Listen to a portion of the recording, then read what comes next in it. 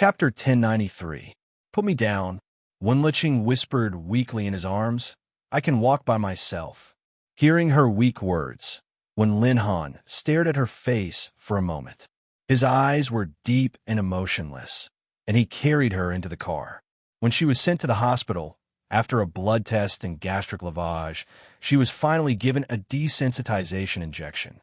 Wenlicheng was already in a semi-comatose state. When she was carried to the hospital bed for injection, she just frowned instinctively and couldn't even open her eyes. A doctor came over to check on her hand that was receiving the injection. He then adjusted the position of the infusion bottle on the bed and softly reminded, "Don't let this lady drink anymore in the future. Her alcohol allergy is too dangerous. It's not a simple red and swollen allergy. If she's not sent to the hospital in time, even if she doesn't want to die, it may still have a big impact. If it's light, she may become paralyzed or disabled, I know." Wenlicheng said lightly, "I'm a doctor." The doctor standing by the bed was stunned for a moment. Just now, when this man carried the lady into the hospital, what he said and the procedures for her treatment were all correct. No wonder he could calmly arrange the treatment process, even though she was already like this. It turned out that he was also a doctor. Since he was in the same profession, there was no need to say anything more. The doctor smiled at the bedside and turned away. Seeing that Wenlicheng was still sleeping, Wenlicheng got up, walked out, and called Fengling. Fengling didn't have to go to T University to accompany Jinwan tonight, so she was bored at home. There was too much food in the kitchen refrigerator. She just took a blueberry-flavored pastry and sat on the sofa to eat it. While eating, she was waiting for news from Dr. Wen and Wenlicheng. Suddenly her cell phone rang, and she quickly picked it up. "Xiao Qing is in the hospital. She is allergic to alcohol. I'll take care of her here. I'll drive the car back tomorrow morning. Is it urgent?" Wenlicheng's voice rang on the phone. "No hurry. The car is arranged by Mr. Mo for me and Mrs. Mo. It's just a means of transportation. This place is very close to T University, and it won't take too long to walk. I'm not in a hurry. Is Miss Wen's condition serious? I haven't heard that she is allergic to alcohol. Otherwise, I would remind her not to go out to drink. Don't worry. With me here, it won't be a problem." Wenlicheng said lightly, "Xiao Qing may not go back to live these days. Please help her take care of the house." "What are you talking about, Dr. Wen? It's Miss Wen who invited me to live here and left me so much food. I'm so happy to have food and a place to live. When will she come back? Tell me in advance, and I can pick her up." "Okay, let's talk about it later." Wenlicheng didn't say much and hung up the phone after a few words. Seeing that the phone screen had turned black, Fengling placed the phone back on the sofa, raised her eyes to look at a certain military channel on the TV, and then changed the channel. However, it was difficult to accept some American TV stations in China, so she could only connect to online TV. Fengling looked at it for a while and then glanced at the time.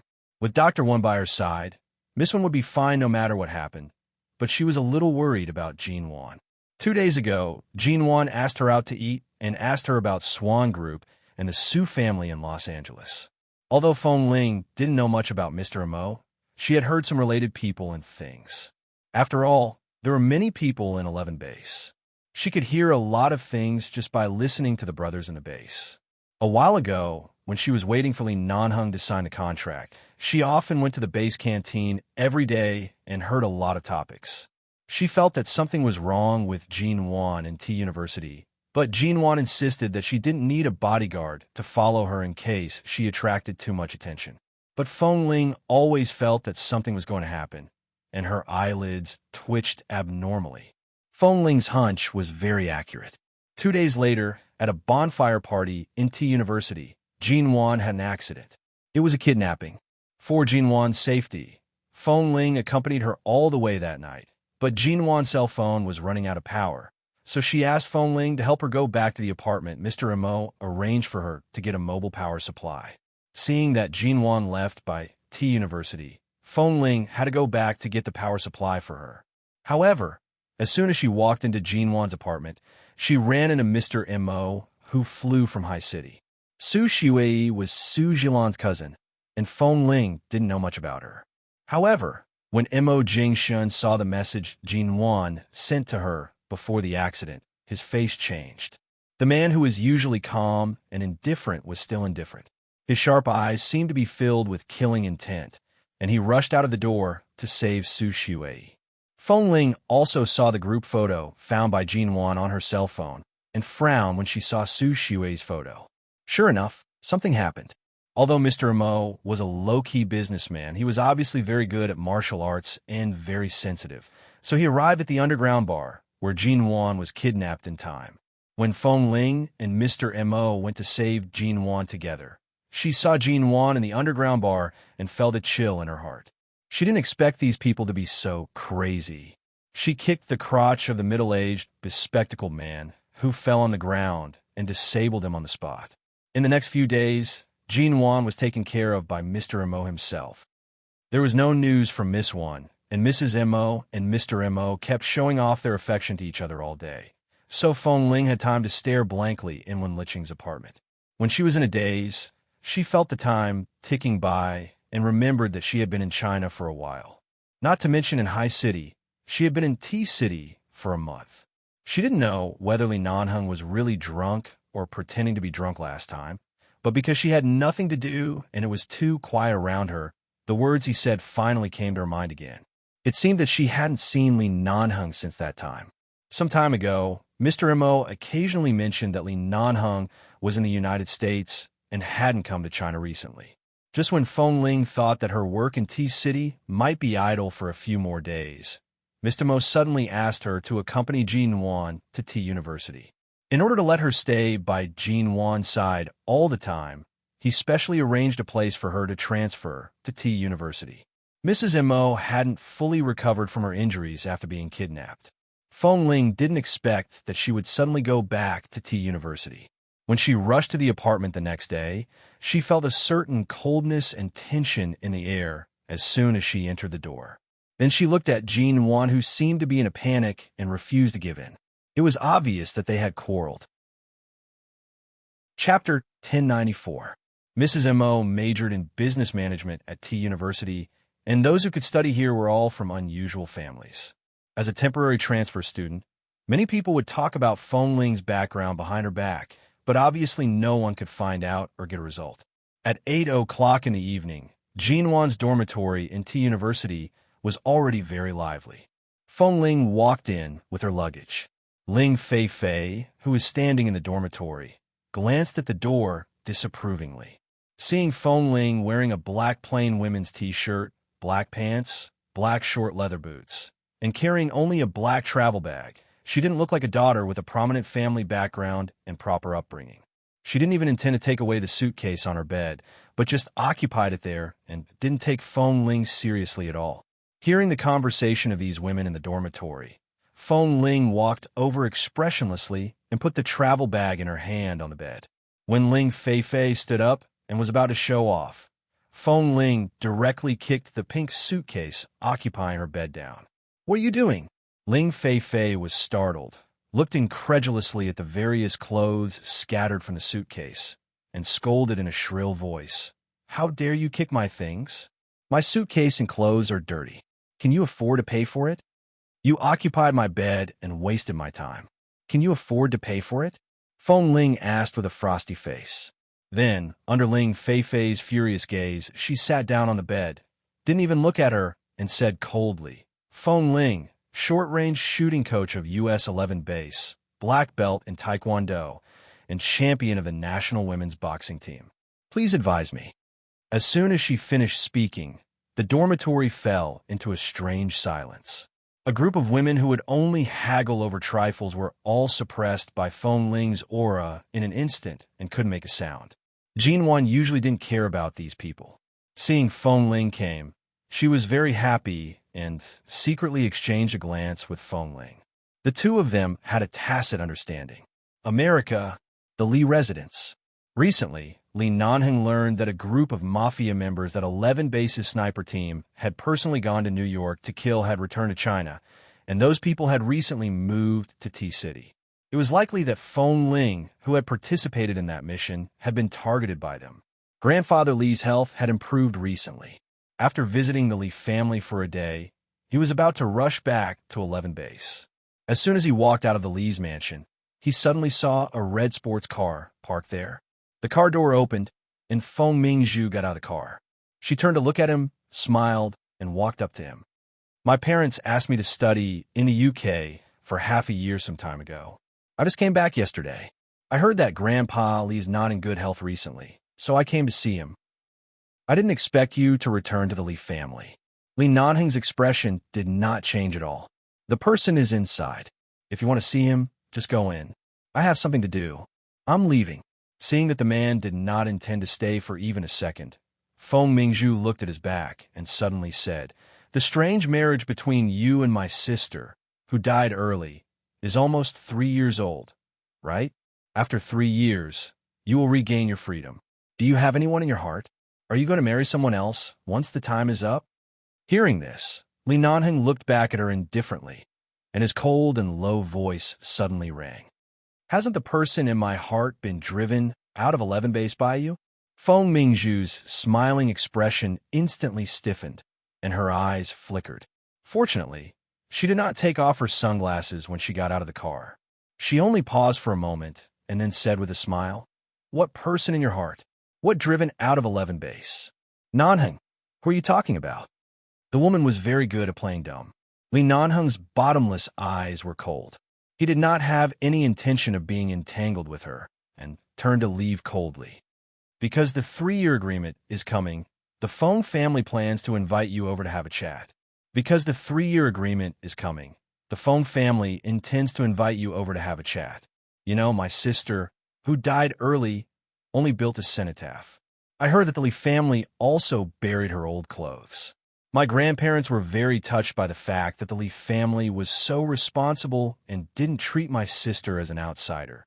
So they didn't want to break the relationship with the Li family after the 3-year agreement ends. They know that I have always been fond of you, so, Nanheng, I don't mind the cenotaph between you and my sister. After all, she's just a person who died many years ago, so I won't take it to heart. Nanheng, between us, can we?" Li Nanheng seemed not to hear her words. His eyes were cold, and he got in the car outside the Li family's house without looking back. Feng Mingzhu could see that he should have something to do and had to rush back to 11 base. Although she wanted to follow him. After all, she said that she was here to visit Grandpa Lee, so it was not appropriate for her to follow him now. She could only watch him from a distance, only to see that after the man got into the car, he closed the window and drove away, not looking at her from beginning to end. She squeezed the bag in her hand and turned to walk into the Li family's house, thinking of what Li Nanheng said just now. Although she looked calm, she felt a little guilty. She had investigated some suspicious traces and behaviors of Feng Ling and suspected that she was a woman. She had told this idea to the elders of the Li family. Later, in order to avoid implicating herself, she had avoided those things and never mentioned it. She only heard that Feng Ling was driven out and was very embarrassed when she was driven out, which made her feel particularly happy. She had always thought that no one would know about this, and that the elders would not mention these trivial things to Li Nanheng. But just now, Nanheng's words and his cold eyes. She couldn't believe it. It was as if he had already known everything. Feng Mingzhu pursed her lips. She had always been confident that she had never done anything evil in front of Li Nanheng. Except for feeling that she was a little too arrogant in his eyes, there was nothing that he hated about her. As long as he didn't have anyone in his heart, the Feng family and the Li family could make a good match. In addition, Li Nanheng had married a cenotaph. No matter how powerful the Li family was, many people might not dare to marry into the Li family for the time being. In this way, she could also take this opportunity to get closer to him. If the opportunity came, perhaps the identity of Mrs. Li would eventually fall into her hands. But just now, Li Nanheng's attitude was completely disrespectful. Did he really know something? She must not let him have any evidence against her. Otherwise, all her hopes would be in vain. Feng Mingzhu's heart was uneasy. At the same time that the main plot is beginning to connect, it means that now it is beginning to gradually cut into the various exciting plots that the relatives most want to see today. Is the monthly votes have been updated again. Babies, take a look at your accounts. If there are monthly votes, vote for Ching Ching. The release time is the 4th, which is around midnight on the 3rd. Chapter 1095. The Leaf Family. Grandpa Lee, Miss Fong is here. She said that she just came back from the UK and came to see you. Old Master Lee leaned back on the recliner, raised his eyebrows, and grunted. He turned to see the figure walking in from outside the door and immediately smiled politely. It's really worth it for Mingzhu to call me Grandpa Lee. If Grandpa is in trouble, you will definitely not ignore it. Unlike those in my family, who are usually busy in the Lee Corporation or simply on business trips around the world. They never said they would come back to visit me. Feng Mingzhu said with a smile, "They're really busy. I couldn't come back in the first half of the year. I heard that you've been in the hospital for a long time, Grandpa Lee. I heard that at your age, stroke is a hurdle. Once you pass this hurdle, you'll definitely live a long life. Grandpa Lee, you can at least live with us for another 20 or 30 years. Grandfather Lee immediately smiled. What a sweet talker. 20 or 30 years. I'm in my 80s now. It's enough that I can leave without any disease or pain. I don't want to lie in bed all day and can't go anywhere. It's really unnecessary to live like this." Feng Mingzhu sat by the bed and chatted with him for a while with a smile. It didn't take long for her to deliberately bring the topic to Nanheng and her little sister Cenotaph. When the old man heard her mention this, the smile in his eyes did not change. "Don't worry. Your sister Cenotaph has entered our Lee family's door. No matter who Nanheng marries in the future, she is already a member of our Lee family.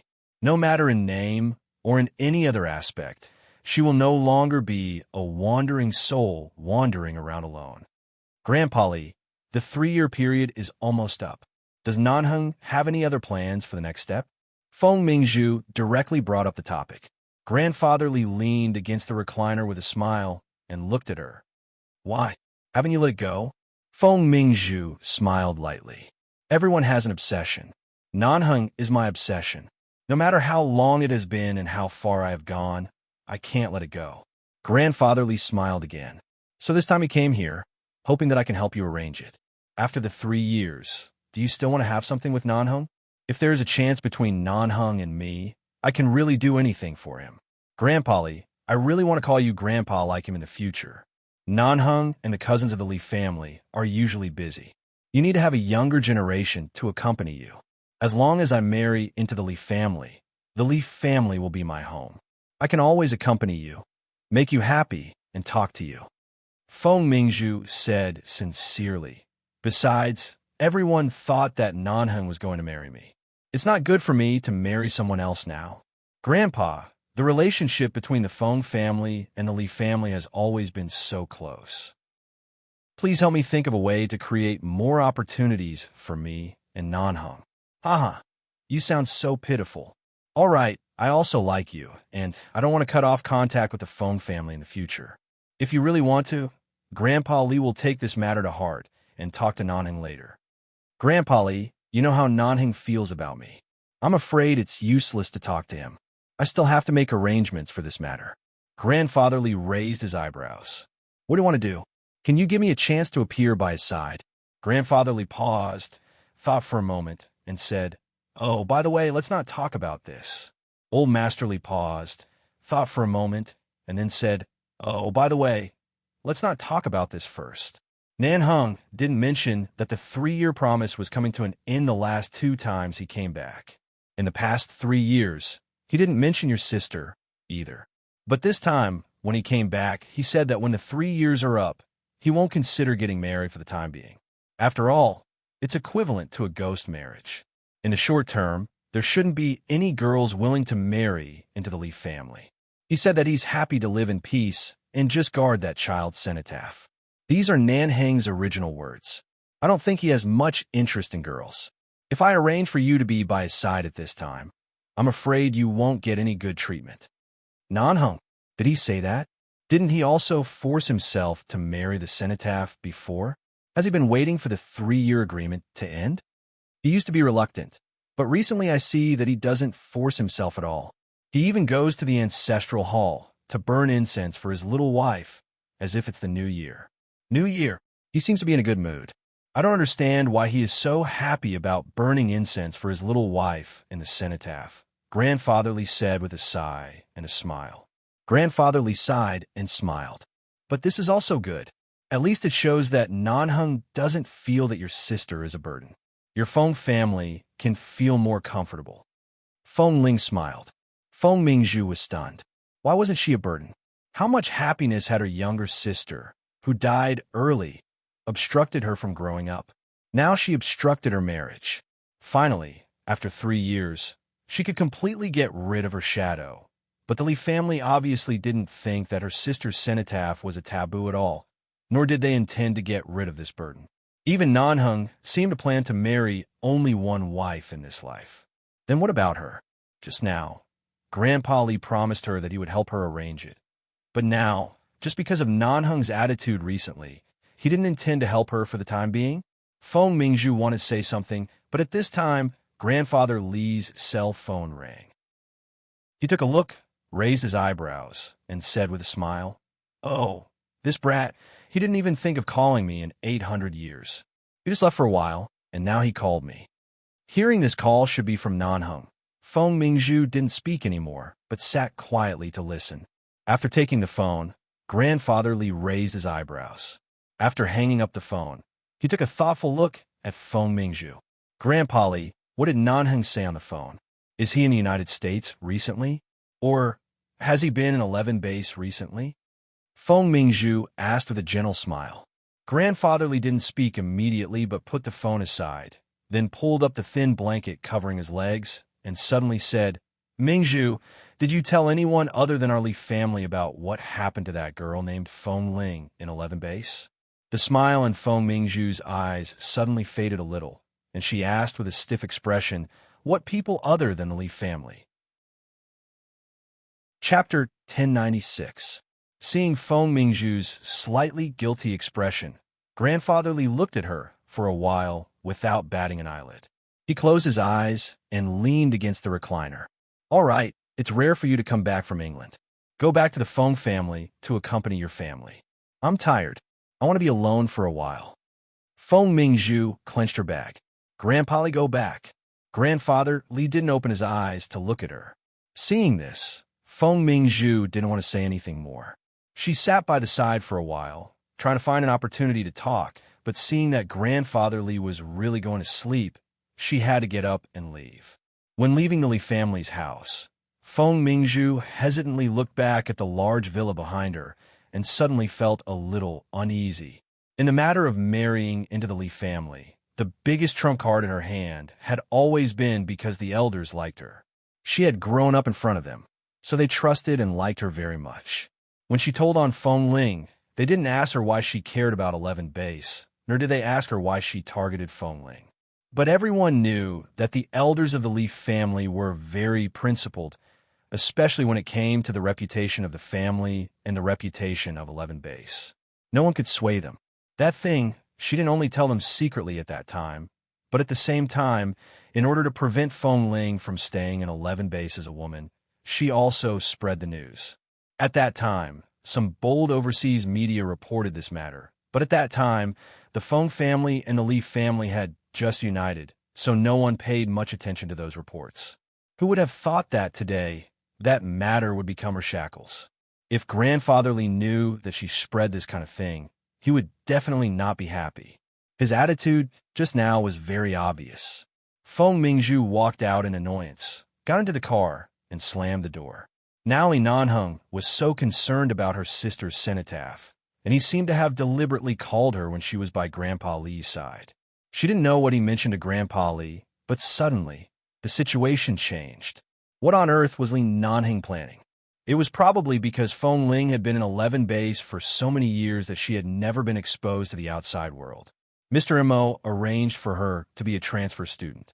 Although she didn't need to take an exam, she still had to attend classes every day.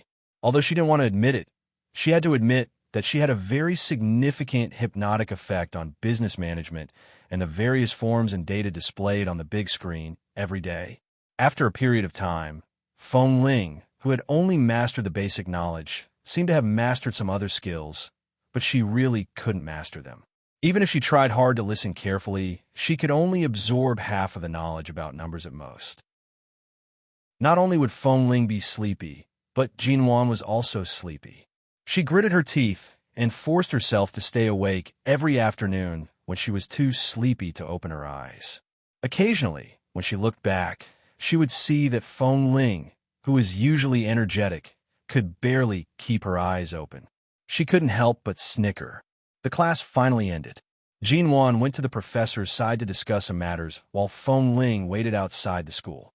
She had to go out with Jinwan at night to accompany her to buy some things. Feng Ling sat in the car, closed her eyes, and pretended to sleep. Ling Fei and her friends passed by the car and recognized it as Jinwan's car. However, they didn't see Feng Ling inside. When they passed by, Ling Fei glanced over. She didn't know what Ling Fei said to her friends, but the women suddenly walked toward the car.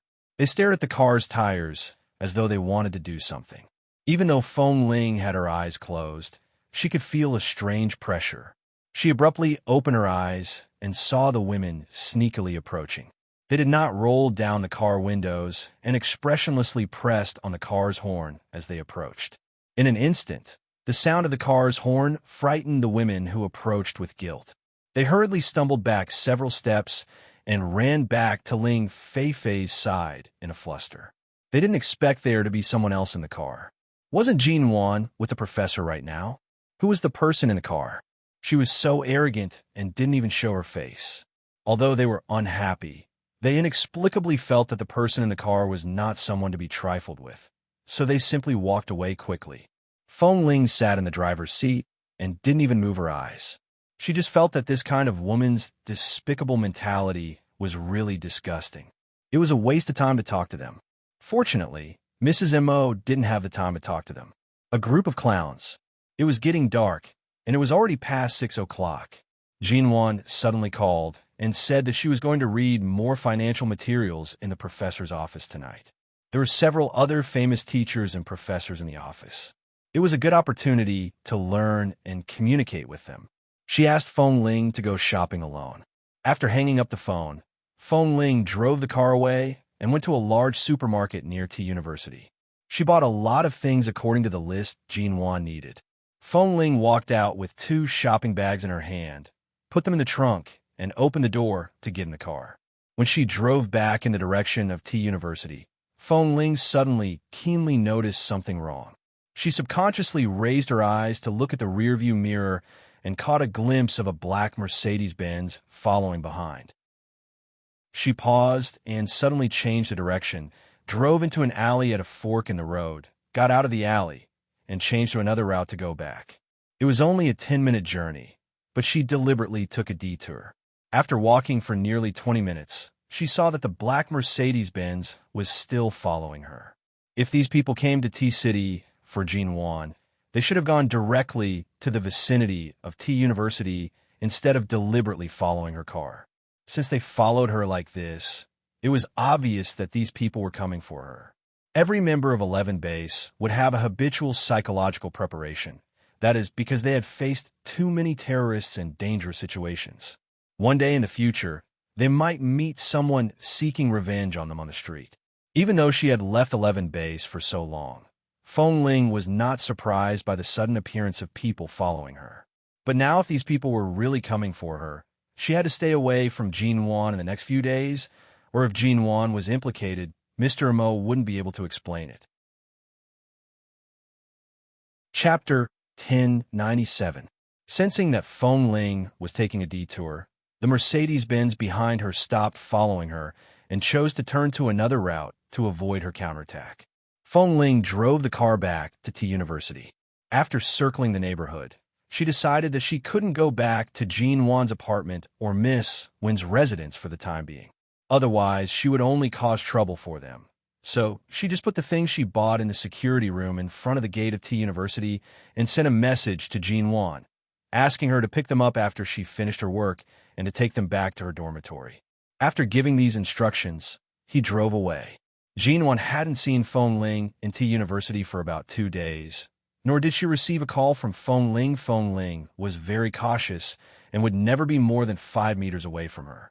But these 2 days, Feng Ling suddenly disappeared. Strange. When Mo Jingshun went to T-City again, he received a message from Li Nanheng and glanced at it. Nanheng, In T City? Mo Jingshin replied with one word. Yes. Nan hung. In that apartment or somewhere else? Mo Jingshin replied. Apartment. Within half an hour, Nan Hung drove over, knocked on the door, and came in. Mo Jingshan saw that he was travel-worn. Obviously, he had driven across the province overnight. He looked cold and decadent. As soon as he entered the door, he went inside to find water to drink. Why are you in such a hurry? What's the matter? Li Nanheng put down the glass in his hand. Back then, when Feng Ling completed a mission at 11 Base in the United States, she intercepted several smuggled military vehicles belonging to the New York Mafia. Those people have been tracking her whereabouts for the past 2 years, and in the past 2 days, they have moved to T-City. Her whereabouts are currently being monitored. Mo Jingshen looked back. There are not many people in T-City. Have you transferred other people here? Yes. Feng Ling is good at martial arts. If she notices anything unusual, she should be prepared for it. Doesn't she know that you are here this time? I flew to High City overnight to transfer people and drove here from High City, but I haven't seen her yet. Li Nanheng took a look at the time when he sat down. Deal with Jin Wan's affairs by yourself. Feng Ling can't take care of herself. Take care of your wife. Don't let anything happen to her. No, it's fine as long as you're safe. They're all old grudges with 11 Base. It's related to the arms deals in New York and Los Angeles. Their target is Feng Ling. It won't affect Jin Wan. Nan Hung drove here overnight and did not sleep. He coughed with a cold expression and said, but for the next few days, you'd better not let Feng Ling follow Jin Wan. Mo Jingshan was silent for a moment before saying, the New York Mafia's vengeance has always targeted a specific person. With their abilities, they won't be able to cause trouble in the country. They won't dare to implicate more people in the country. As long as Feng Ling takes precautions in time, there won't be much of a problem. Li Nanheng knew that it was not a big problem, but after leaving her in China for so long, it was time to close the net. Be careful, Mo Jingshan said. Li Nanheng didn't say more. Now was the right time to send the group of people who had frequently set up obstacles in the United States to the next world. The shady business they had done over the years was enough for them to take revenge. When the time came, they should personally send them on their way. Feng Ling didn't go back for 2 days. After 2 days of chasing and secretly observing, she was completely sure of the background of the group of people who were following her. They were all the group of people who had been left behind. Here in China, the security was much stricter than in the United States, so it was not convenient to chase her on the road. Besides, T-City was not their territory, so they could only follow her for the time being and wait for an opportunity. After temporarily shaking off the group of people, Feng Ling, who had been outside for 2 days, had to go back to the place where she lived to take away some of her things, and she should move away from Miss Wen's place for the time being. She couldn't leave any of her things for these people to investigate. While the group of people was temporarily shaken off, Feng Ling drove to the community where Miss Wen and her lived some time ago, but she still carefully parked the car outside the community and then walked in through the side door alone. However, what Feng Ling didn't expect was that the group of people had already found her residence in T-City, and there were already 2 strong men waiting at the intersection she had to pass. As soon as she walked in, she suddenly saw the 2 men.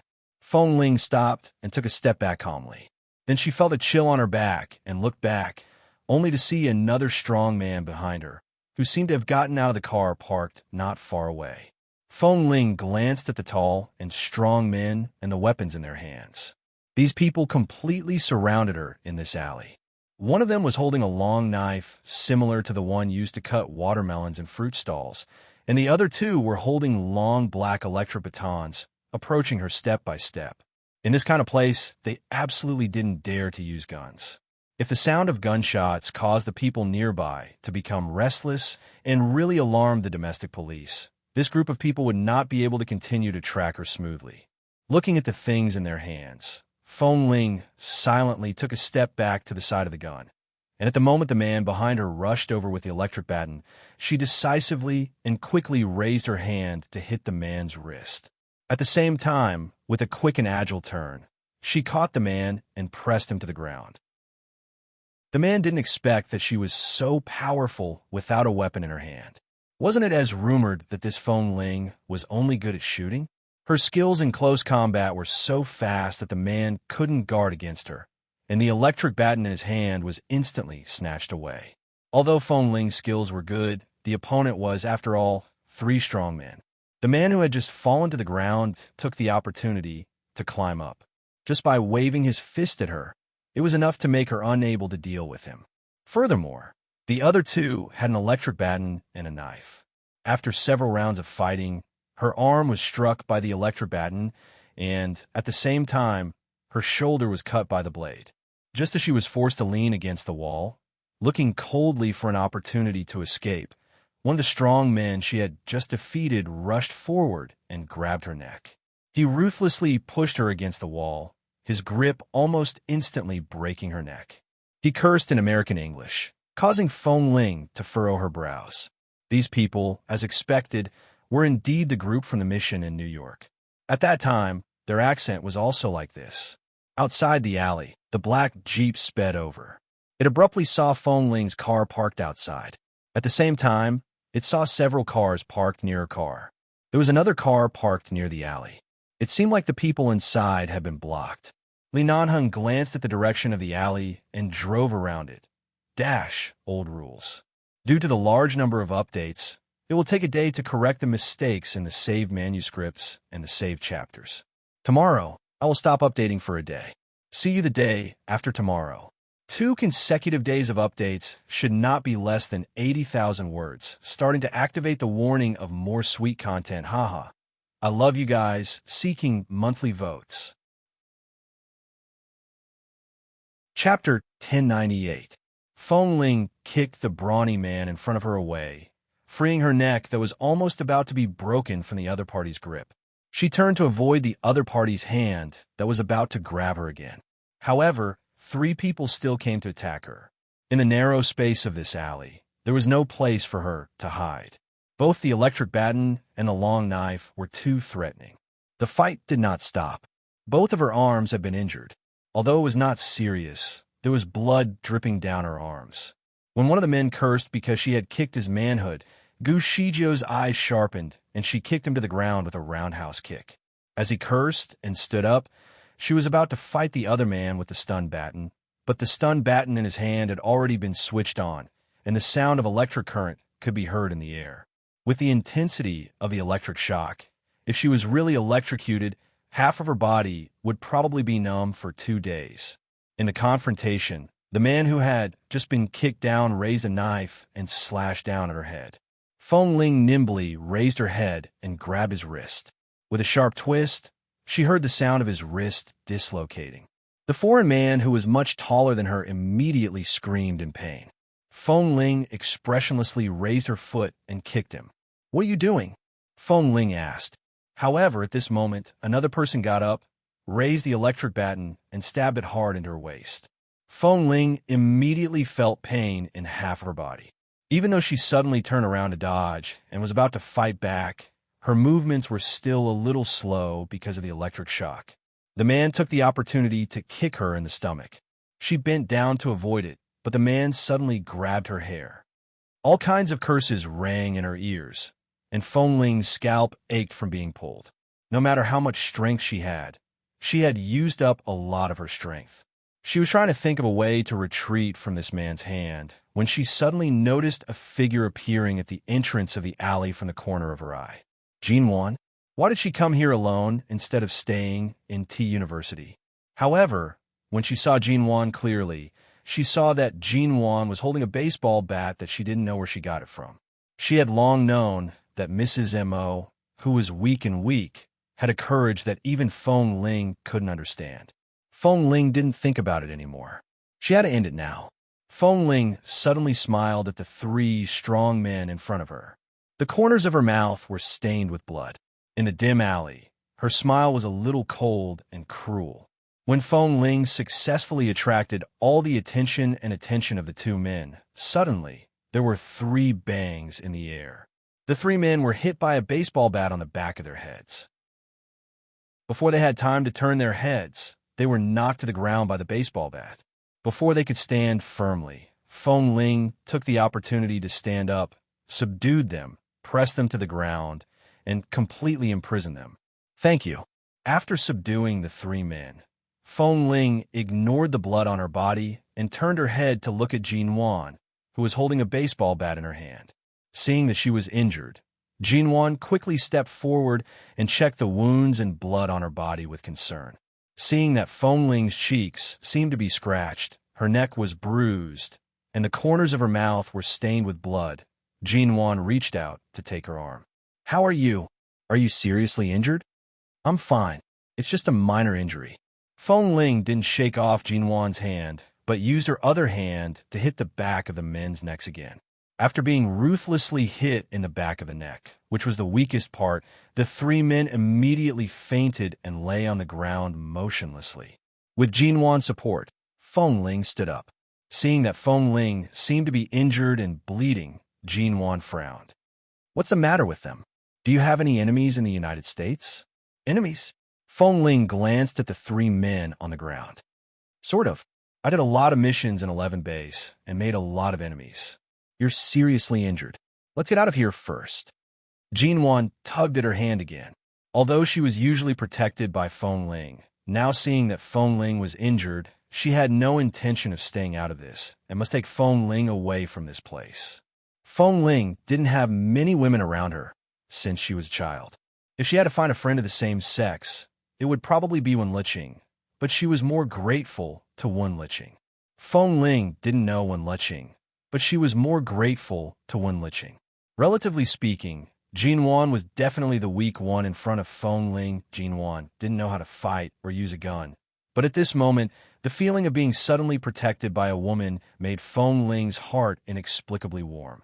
Before she could say that she was fine, she had been forcibly taken out of the alley by Jin Wan.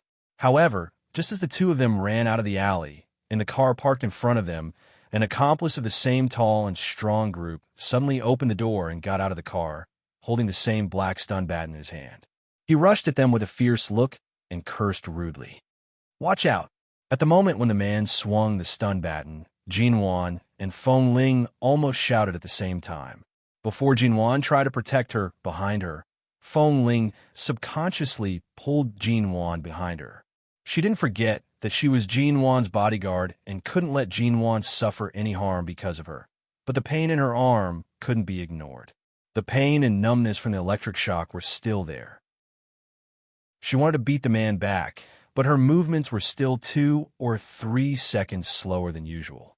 In these 2 or 3 seconds, the man successfully grasped the timing and was about to reach out his other hand to restrain her. Feng Ling used her remaining strength to temporarily push the man back, and at the same time, she was dragged back by Jin Wan.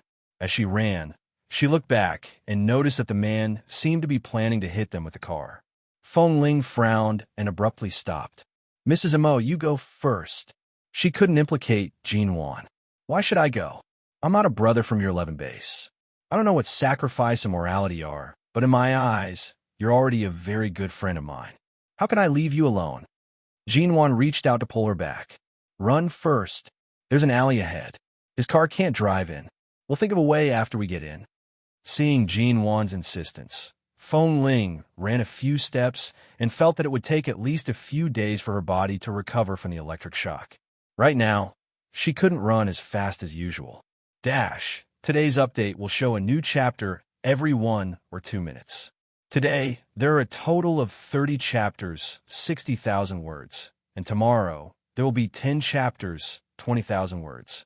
It will be slowly refreshed chapter by chapter. Babies waiting for more chapters, please be patient. Chapter 1099. Just as the two of them were about to run to the entrance of another alley that Jin Wan mentioned, suddenly, a black Jeep sped up from the road in front of them and slammed on the brakes with a screech sound. Feng Ling and Jin Wan raised their eyes and saw that the back door of the Jeep was open from the inside out. The man in the driver's seat glanced at the blood on Feng Ling's body and said coldly, "Get in the car." As soon as she saw that the person in the car was Li Nanheng, Feng Ling froze, but Jin Wan quickly helped Feng Ling, who had been injured, into the car. When Feng Ling sat firmly in the car, She looked back and saw that Jinwan hadn't gotten in the car yet, so she reached out to pull her. "Mrs. Mo, come on." Then the sound of the car outside was cut off, and the tense atmosphere in the air finally relaxed. Because the person who suddenly appeared here was Li Nanheng, and the driver was Li Nanheng. Feng Ling knew that no matter what, she wouldn't die today. Jinwan sat by Feng Ling's side and pulled her sleeve. "You're bleeding a lot. Do you want to go to the hospital to stop the bleeding, or go somewhere else?" Just as the two of them sat in the back of the car and talked, Li Nanheng didn't look at them, but just looked coldly at the car that dared to chase them. His cold face was mixed with a hint of cold, killing intent, and he suddenly swerved the Jeep beautifully outside the alley. The car was going to hit them, but it was caught off guard and slammed heavily into the wall of the alley, making a loud crash. Li Nanheng reversed the car again, turned the car around, and crashed into the car that was stuck against the wall. Feng Ling and Jinwan only felt the force of the collision in the car. When they turned their eyes, they saw that the car had been directly hit into the entrance of the alley by the Jeep. The car was stuck there, unable to get in or out. At the same time, the gas tank of the car had leaked and gasoline was dripping down. If someone threw a cigarette, but here at this time, the people in the car would never have a chance to survive, because when the car was hit, it was stuck in the alley. The doors on both sides were tightly stuck to the wall. The doors couldn't be opened, and the front and back windows were so solid. It was very difficult to escape from the car in a short time. Feng Ling looked up at the man in the driver's seat. She was sure that if this was not an ordinary residential area, but an open field, he would throw a cigarette, but over mercilessly. But this was a residential area. If a car here spontaneously ignited and exploded, it would affect the residents of this community. The man looked coldly at the car that had been completely shackled in the alley, and at the same time, he backed the black Jeep and drove it out of this community. "Feng Ling, you're bleeding too much. Let's go to the hospital," Jinwan said worriedly. Jinwan, Ling Nanheng said. Without waiting for Feng Ling to speak, Li Nanheng said mildly, "Take her to my place first. I have gauze and hemostatic medicine. Jinwan, help her bandage. Do you have a place to live in T-City?" Jinwan turned her eyes to Li Nanheng. It seemed that he had just arrived, but people like them were all cunning rabbits and had many places to live in. She said, "Is it far? My apartment is very close to here. She can go to my place to have her wound bandaged." "Forget it. We can't go there together now, in case you get into trouble." Li Nanheng spat out these words coldly and glanced at Jinwan through the rearview mirror. "Why were you there just now? If something like this happens again, remember to run first, okay?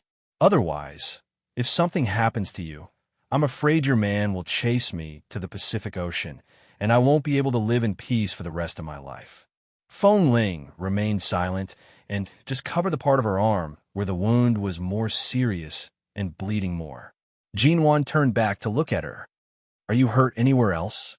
Don't keep silent. Tell me where it hurts. If it's too serious, just go home and have it bandaged. You have to go to the hospital to get stitches." Feng Ling shook her head, meaning that she was fine and didn't need to worry so much. Just then, they noticed that several cars were driving in the opposite direction from them. Then, in an instant, several cars drove into the residential area behind them, surrounding the car that was trapped in the alley. It was not difficult to see that they were from 11 Base. Feng Ling didn't expect that 11 Base's people could be seen so easily in China. Did Li Nanheng specially come to T-City with full preparation? Did he expect that something would happen to her before he came? Did he come to help her out? Jinwan took out a wet towel from her bag to wipe away the blood on Feng Ling's face. Seeing that Feng Ling's complexion was pale, she furrowed her brows and asked, "Someone actually dares to wield a knife in broad daylight in the country? Are there any powerful connections behind this? Can you call the police?" "The domestic police can't handle this kind of thing," Feng Ling said lightly and looked up at the man who was driving in front of her. As if feeling her gaze, Li Nanheng drove the black Jeep to the main road in the traffic flow and looked at her through the rearview mirror for a moment. Feng Ling immediately looked away, but the man in the driver's seat smiled faintly and continued to drive calmly. Li Nanheng's so-called residence in T-City was a suite on the top floor of a hotel that he had temporarily booked. No one was allowed to enter this entire floor. After arriving at the place, Jinwan had been taking care of Feng Ling, helping her take off her clothes and dressing her wounds. Feng Ling had never experienced such a pure same-sex friendship since she was a child. She used to live like a man in the base, but now suddenly being cared for like this, she was not used to it. "Can't you lift your hand now? I'll help you take it off. Don't move." Jinwan took off Feng Ling's clothes. Feng Ling didn't refuse and took off her clothes. Fortunately, there was a conservative black sportswear inside. Jinwan saw the wounds on her body and hurriedly turned to run into the bathroom to wash a towel and help her wipe the blood around the wounds. Li Nanheng came over with the hotel's medicine box and saw this scene. His eyes paused on Feng Ling, who was only wearing sports underwear.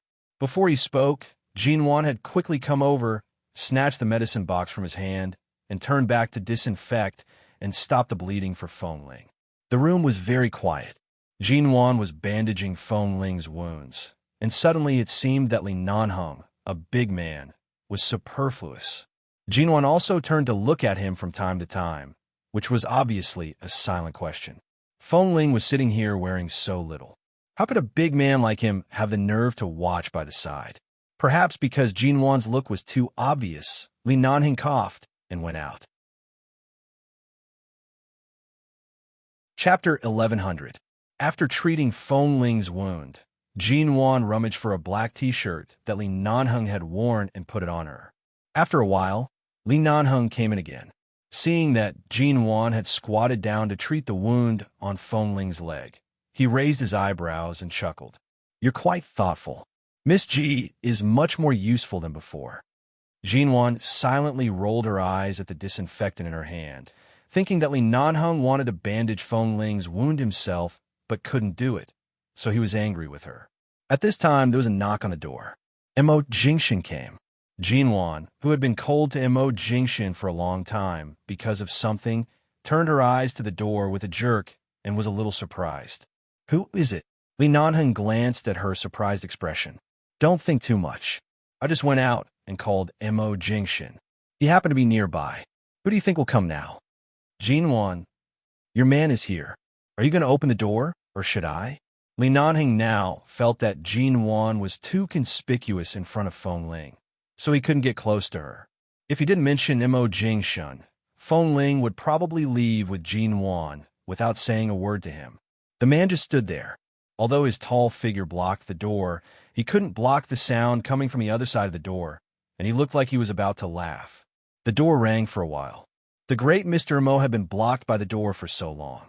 Jinwan was in a dilemma. Feng Ling looked at them, suddenly put down the leg that was being treated, and said, "Let me open the door." Li Nanheng glanced at her coldly. "Don't be nosy." Feng Ling's expression faltered. Ever since the last time in the hotel, he kept calling her his wife, causing her heart to be in a mess. Those emotions that she couldn't control made her instinctively want to avoid him. However, she didn't need to avoid him. He never appeared again. Now he suddenly appeared here. Feng Ling didn't say anything, but pretended not to hear him, and turned to Jinwan. "Mr. Mo must have come to see you. Go open the door. The wound on my leg is not serious. I can do it myself." Jinwan wiped her hands and got up to open the door. While Jinwan was busy dealing with Mo Jingshan, Li Nanheng stood in the room and looked at Feng Ling, who was trying to apply medicine on her own. He walked over, picked up the anti-inflammatory and hemostatic ointment in front of her, lowered his body, bent over, and applied the ointment evenly on the wounds on her legs that were not serious, but not too light. Because the man's fingertips were stained with ointment and touched her wound, the pain that she had been enduring just now seemed to be piercing her heart. She sat there silently and didn't move, just looking at her leg. "You've been injured a lot since you were a child. Why can't you remember that when the enemy has a weapon and you don't have a weapon, you should be good at using everything you can to resist instead of your own arms and legs? You're made of flesh and blood. How can you resist those knives and guns?" Li Nanheng said like a worrisome elder as he helped her apply the ointment. Perhaps it was because the man only mentioned how she should block other people's weapons. Feng Ling's voice was slightly hoarse as she said, "It's easy for you to say." At that time, there wasn't even a stone on the ground in the alley.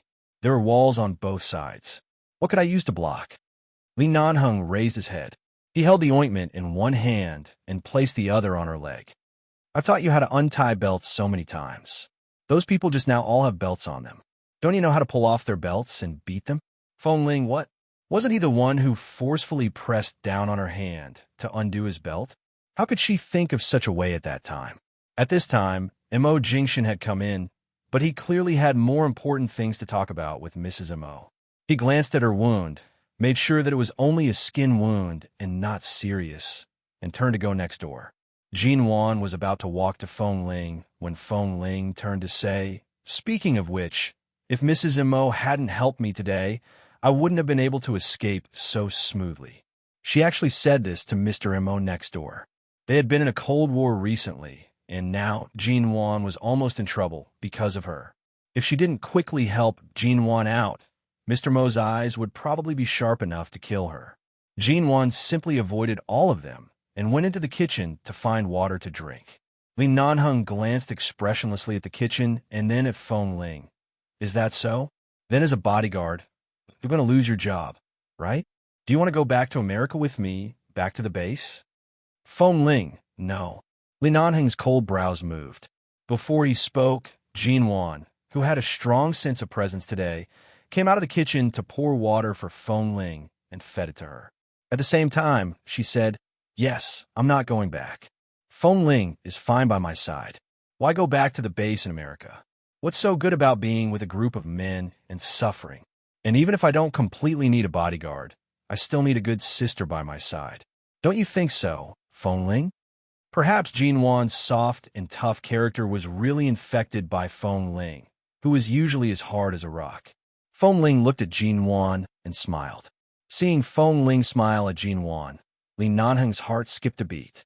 It seemed that after being with Jin Wan for a long time, Feng Ling had gained a lot of feelings that she had never had before, such as patience and gentleness. Does it hurt? Jin Wan saw a red and swollen area around Feng Ling's ankle and bent down to touch it.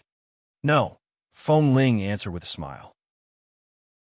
At this time, Mo Jingshan came out from next door. Watching the two of them acting like sisters, the two men who were completely ignored exchanged a silent look. Not long after, Jin Wan was still led into the kitchen by Mo Jingshan, and the kitchen door was abruptly closed. Glancing at the kitchen door that was closed, Feng Ling sat in her original position without moving, but then she remembered that she had been driving outside to avoid that group of people for the past 2 days.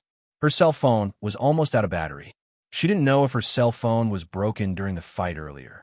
She was about to reach out to take out her cell phone from her pocket when suddenly a familiar cool smell came to her nose. She raised her head abruptly and almost hit Li Nanheng's chin. She saw the man suddenly bent down and picked her up from the sofa.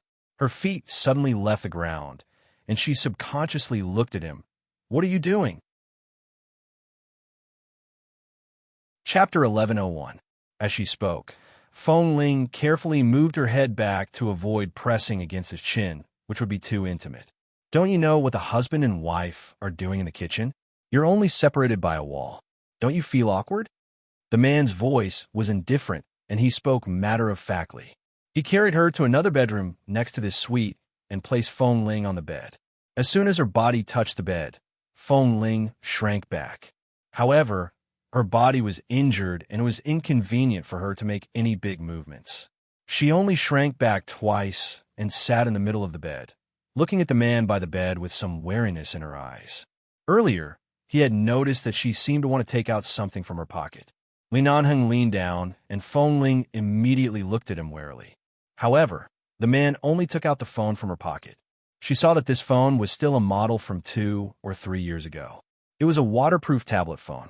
It was black, unlike the pink and white models that young girls like to buy nowadays. To Feng Ling, a phone was only used for communication. Except for her short hair, she was a girl from head to toe, but she really did not have a girl's heart at all. Playing with the phone that was about to run out of battery, Li Nanheng glanced at her again. Feng Ling raised her hand to take the phone, but the man raised his hand slightly. "I'll help you charge it. Be good and rest here.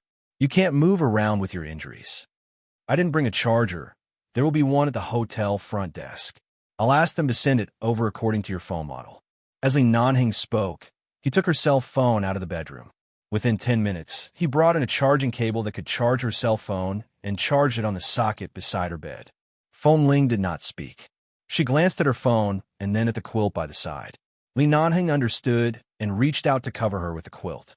As she was sitting against the headboard, the quilt could only cover her lower abdomen, and her upper body was still outside. The man sat by the bed and looked at the little woman who was wearing his clothes again after such a long time. She was wearing his short-sleeved t-shirt. The loose t-shirt seemed to be too big on her body, and at the same time, it made her arms seem even more slender. However, her fair and slender arms were covered with wounds of varying depths and were red and swollen. I see that you are very close to Jinwan now. What? Do you like her very much? Li Nanheng helped her pull up the quilt. His tone of speaking, while sitting on the bed, made it seem as if there were no grudges or conflicts between the two of them. It was just a simple conversation without any emotions mixed in. Mrs. Mo is very good to me, and Mr. Mo is also very good. I'm very happy working here. Mrs. Mo is very easygoing and frank. She is the kind of person that people can easily befriend after spending a long time with. It's rare for me to accept a new friend, but this new friend is very good, Feng Ling answered calmly. Li Nanheng looked at her and suddenly turned sideways to approach her. He placed his hands on both sides of her body and pressed her against the headboard in an oppressive manner. Feng Ling looked at him warily. Before she spoke, the man's breath had already brushed against her nose, causing her to clench her hands on her lap. The two were too close. The man lowered his eyes to look at her. So, are you going to stay in China forever? You won't return to 11 base? And, looking at the man's incomparably handsome face that was magnified in front of her due to the close distance, Feng Ling did not even blink and directly said, I cherish my current job very much. If Mr. Mo doesn't intend to fire me, I won't leave. Li Nanheng snorted. How long have you been with Jinwan? Have you already fallen in love with her? As long as they don't let you go, you won't leave? King treated you with sincerity and kindness for so many years, and in the end, how did you treat me? You have a conscience to them, but why can't you have a conscience to me? Feng Ling's expression didn't change. You have a wife. If my heart is not good enough, I will do something out of line. Boss Li, you'd better put your heart and mind on your wife. There's no need to provoke me. Li Nanheng immediately raised his eyebrows and sneered. Jealous. Feng Ling put on a straight face and looked at him coldly. You think too much. Li Nanheng lowered his eyes to look at her and smiled faintly. He did not continue to interrogate her at this time. He stepped back and helped her pull up the quilt. Do you want to lie down or sit here to rest for the time being? I think it will take a while for Jinwan and Mo Jingshen to finish. Just like this. There's no need to lie down. Li Nanheng didn't do anything else to her. He got up and walked out. I'll go outside to see what's going on. If you're jealous, hold it in. I'll ask the hotel to make some dumplings and send them up tonight. I don't think I need to be jealous. I could just watch you. Feng Ling. She suddenly raised her eyes to look at the man who had stood up and walked to the bedroom door. Seeing that he had closed the door and left, she suddenly grabbed the pillow behind her, ignored the pain of the wound on her arm, and threw the pillow over. Originally, it should have hit the door. Anyway, the pillow was so soft that it couldn't make any sound. However, at this moment, the man pushed open the door that hadn't been completely closed. The moment he turned around and was about to speak, the pillow hit his chest. Li Nanheng caught the pillow that suddenly fell from the sky, raised his eyebrows, and glanced at her. Feng Ling looked at him silently and coldly. The man pinched the pillow in his arms and suddenly smiled at her meaningfully. She was so angry that her forehead was throbbing. Shameless. He was too shameless. She just couldn't figure out why her heart, which had always been as calm as still water, was suddenly in such turmoil recently. Previously, when she found out that he was married, her heart felt like it was dead, and she didn't feel much. However, ever since he pressed her into his arms and kept calling her his wife, she had been on tenterhooks. Her heart hadn't been able to calm down. Now that she saw him, she wished that what she had thrown at him was not just a pillow, but a grenade. Blow up this scumbag of a beast. Li Nanheng smiled and threw the pillow back to her, which landed by Feng Ling's bed. Feng Ling ignored the pillow and retracted her gaze. She planned to close her eyes and lean against the headboard to rest for a while. However, she suddenly heard the man in front of the door say with a faint smile, "Are you hungry? Do you want me to get you a plate of dumplings now?" Feng Ling abruptly grabbed the pillow that had just been thrown back. She resisted the urge to throw it at him again and turned to look at him. The moment the man received her sharp gaze, he smiled, closed the door, and left. Feng Ling silently pinched the corner of the pillow and stared at the closed door. Chapter 11:02. So, it turned out that in the past month he had gone to solve those things. How did he solve them? This man always did everything without batting an eyelid. Jinwan had thought that he was simply angry with her and gave her the cold shoulder for a month. It turned out that he was actually so decisive. She suddenly lowered her eyes. For a moment, she didn't even know what she was angry about. In the past month, had she calmed down? She had indeed calmed down, and she was way too calm. She glanced at Mo Jingshan again. "On my birthday, you were the one who made the cake. Why didn't you tell me?" As she spoke, she puffed up her cheeks unhappily, but this unhappiness didn't come from anger. Instead, she was annoyed that because of what happened in her previous life, she was too subjective and defensive when looking at certain things.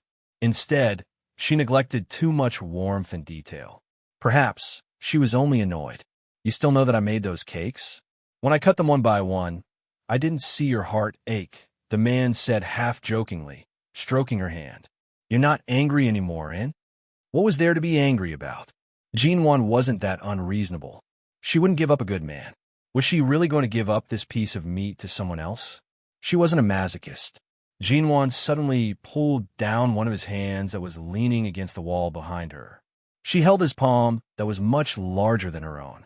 It was hard to imagine how he had the energy to make so many cakes for her that day. Whether it was the cream or the base cake, the taste was especially sweet and soft. This man could do everything so well. He was really impeccable.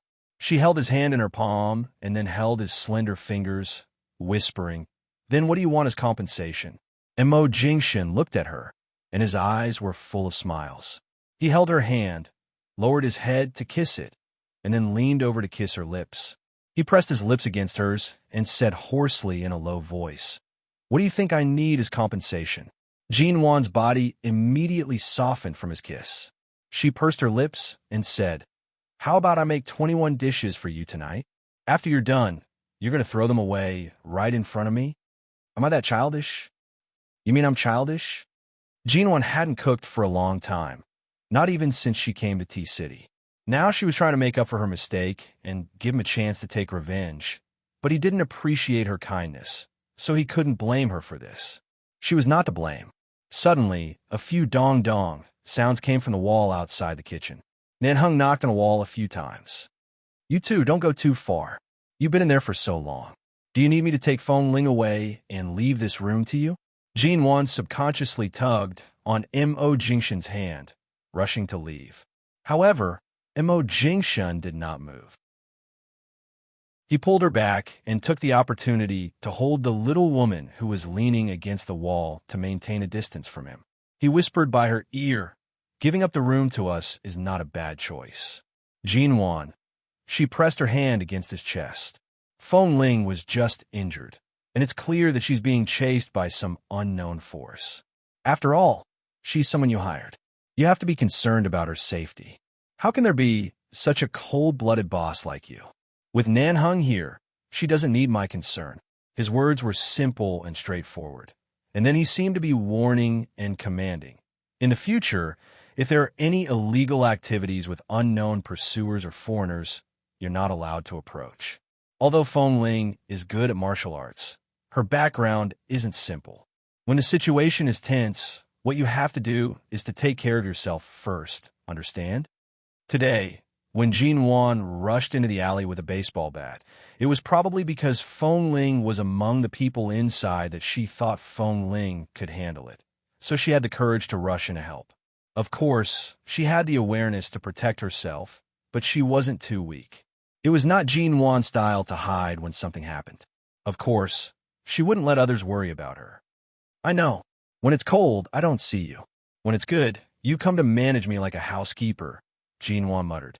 Mo Jingshun. When Jean Wan walked out of the kitchen, she saw that Feng Ling had put on her black sports coat. If it weren't for the fact that she was only wearing underwear inside and couldn't take it off, she would most likely have changed out of Nan Heng's black t-shirt. She saw Feng Ling sitting on the sofa with the coat on, as though the person who was injured earlier was not her. Except for her complexion being paler than usual, there was no difference. Was this the reason she had received training? She couldn't even cry out in pain and had to endure all kinds of feelings as though they had never happened. You're finally willing to come out. I thought the two of you would stay in my kitchen until the end of time. Nan Heng leaned against the wall outside the kitchen door with a cold smile. His eyes glanced at Jean Wan's expression, which had softened a lot. He didn't need a guess to know that this little woman had most likely been coaxed. Mo Jingshen placed his hand on Jean Wan's waist, encircling the little woman who was about to head to the sofa in his arms to stop her from running away. He glanced at Feng Ling and the medicine box by her feet, and then his gaze fell on Nan Heng. They went around in such a big circle. Is their target her or you? Nan Heng's expression was indifferent and lazy. We're all people who work in 11 base. Their biggest target is either me or her. What's the difference? Mo Jingshen looked at him and said indifferently, Your own woman has been injured to such a state. Right now, you clearly want to personally uproot the nest of those pieces of trash, but now you can lean against here and smile as though nothing happened.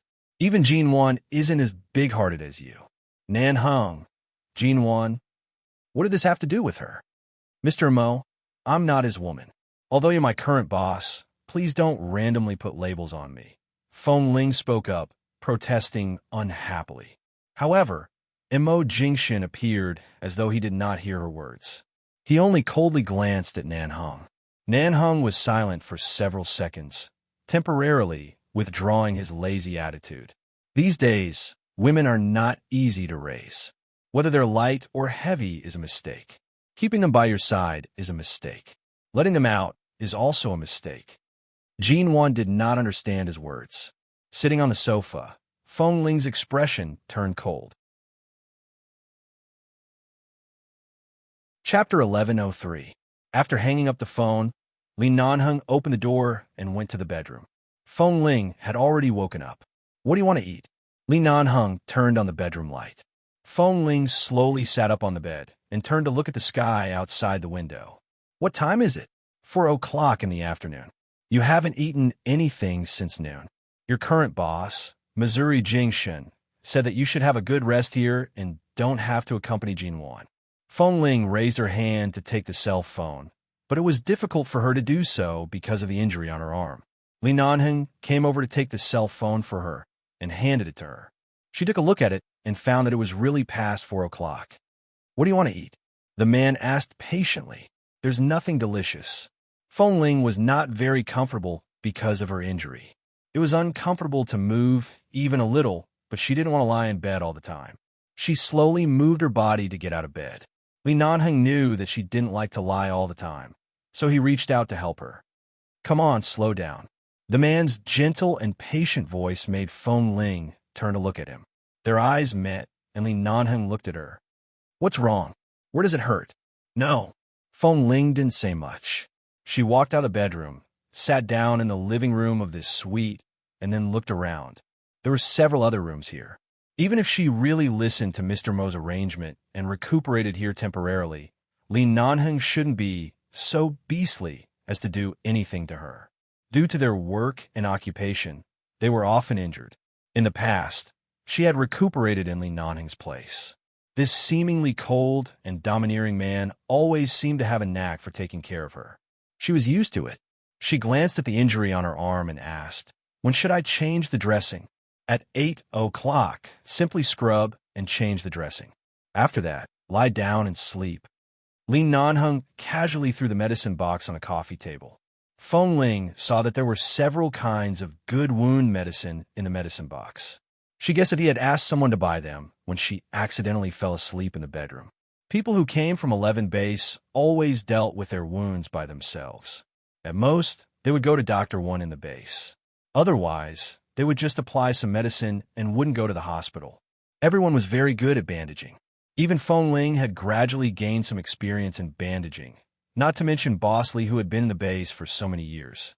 He said to change the dressing at 8 o'clock, so he had to wait until 8 o'clock. What should he do now? She didn't want to go back to sleep, and she didn't want to stay with him like this. Originally, Feng Ling was not hungry, but perhaps it was because she had just woken up and felt that she was not hungry, but her stomach was already growling. Li Nanheng glanced at her and repeated the previous question. What do you want to eat? Apart from dumplings, anything is fine. Feng Ling pressed her stomach, her expression clearly unhappy. Li Nanheng smiled.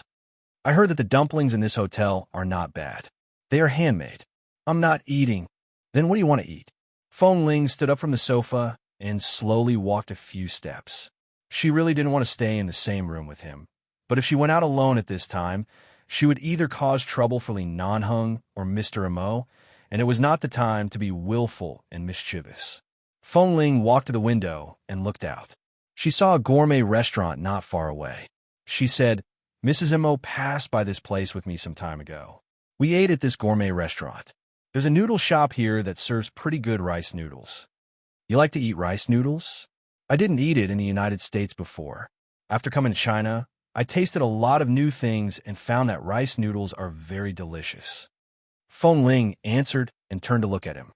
Can I eat rice noodles? Of course. Li Nanheng picked up the phone. I'll ask them to pack it up for you.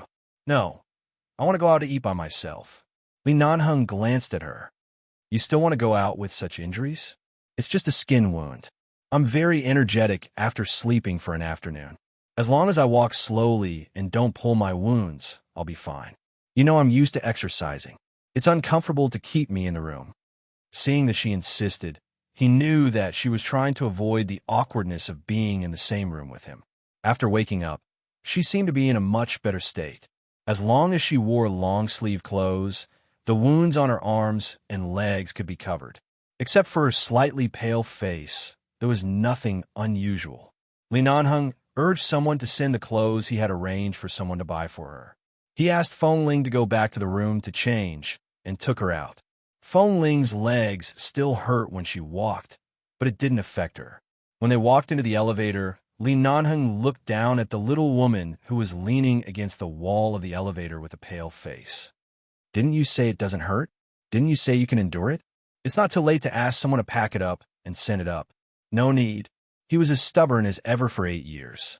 Li Nanheng resisted the urge to rub her hair, put his hand in his trouser pocket, and sighed helplessly and indulgently. If he touched her at this time, even if it was just a strand of her hair, she would probably explode in anger. In the past, he felt uncomfortable because she was always suppressing her emotions and being too calm, but now he finally knew how to provoke her. She was indeed aroused by the slightest provocation. If he wanted to coexist peacefully and lure her heart back, he still needed some countermeasures. Although T-City was about to enter winter and the weather was very cold, it was like a city that never slept. It was nearly 5 o'clock in the evening and the wind was very strong. The cold wind blew on her face like a knife and drilled into her neck. The coat Li Nanheng asked someone to buy for her was warm, but the person in charge of buying the clothes forgot to buy a scarf. Seeing her neck being blown by the wind, the man who was walking beside her suddenly stretched out his long arm and took her into his arms. He opened his coat and wrapped Feng Ling. The man was so much taller than her, and his coat was open enough to cover her exposed neck under the cold wind. Feng Ling stiffened and wanted to push him away, but she couldn't use too much strength in her arms and legs, or her wounds would hurt. She resisted as she walked, but the man held her tighter when she resisted. Don't make trouble. Do you want to get hurt and catch a cold? Feng Ling had to be held by him and turned to look at the road opposite the hotel. At this time, the street lights were lined up, illuminating the entire night sky above her head. There were many shops near the hotel, and all kinds of things were available. They were getting closer and closer to the food city she wanted to go to. Although the food city was only one street away from her, it would only take more than 10 minutes to walk there. Li Nanheng seemed to be afraid that she would really freeze, so he reached out to hail a taxi and opened the door. Go in. Chapter 1104. When this man was domineering, she couldn't refuse any of his decisions. Feng Ling had no choice but to sit in the car. She was about to raise her hand to close the door, but the man sat in the car instead of sitting in the front passenger seat. Feng Ling wanted to ask him why he didn't sit in the front, but when the words came to her mouth, she felt that it seemed to be too cumbersome and nonsense, so she simply didn't say it. The man didn't look at her expression.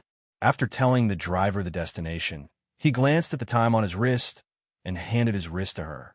Feng Ling was confused and looked at the watch on the man's wrist. There were a few small letters on the shiny dial. When she was in 11 base, she didn't understand a lot of things. Later, when she went to Boston, she often heard those students with good family backgrounds talking about various luxuries. So she knew that the black watch Li Nanheng was wearing was a sports-style watch from Patek Philippe, which was worth more than 10 million yuan, and this sports style was also a limited edition. She thought that the man was showing his aesthetic in this aspect, or simply using this matter to find a topic to avoid the awkward silence. So she said coldly and politely, "It looks good." Li Nanheng, he really wanted to pry open her head and see how the things in her head were grown. "It's already 5 o'clock. Come back after dinner. It's not suitable for you to walk outside for a long time." Li Nanheng glanced at her, explained why he showed her the watch. Feng Ling froze and realized that she had misunderstood his meaning. She hummed and didn't say anything more. However, although this place was really close to the food city she wanted to go to, after all, there were often traffic jams on this busy road. 5 o'clock was already the rush hour in every city in China, and this large-scale traffic jam was estimated to last until after 6:30. The taxi was stuck at the intersection for more than 10 minutes.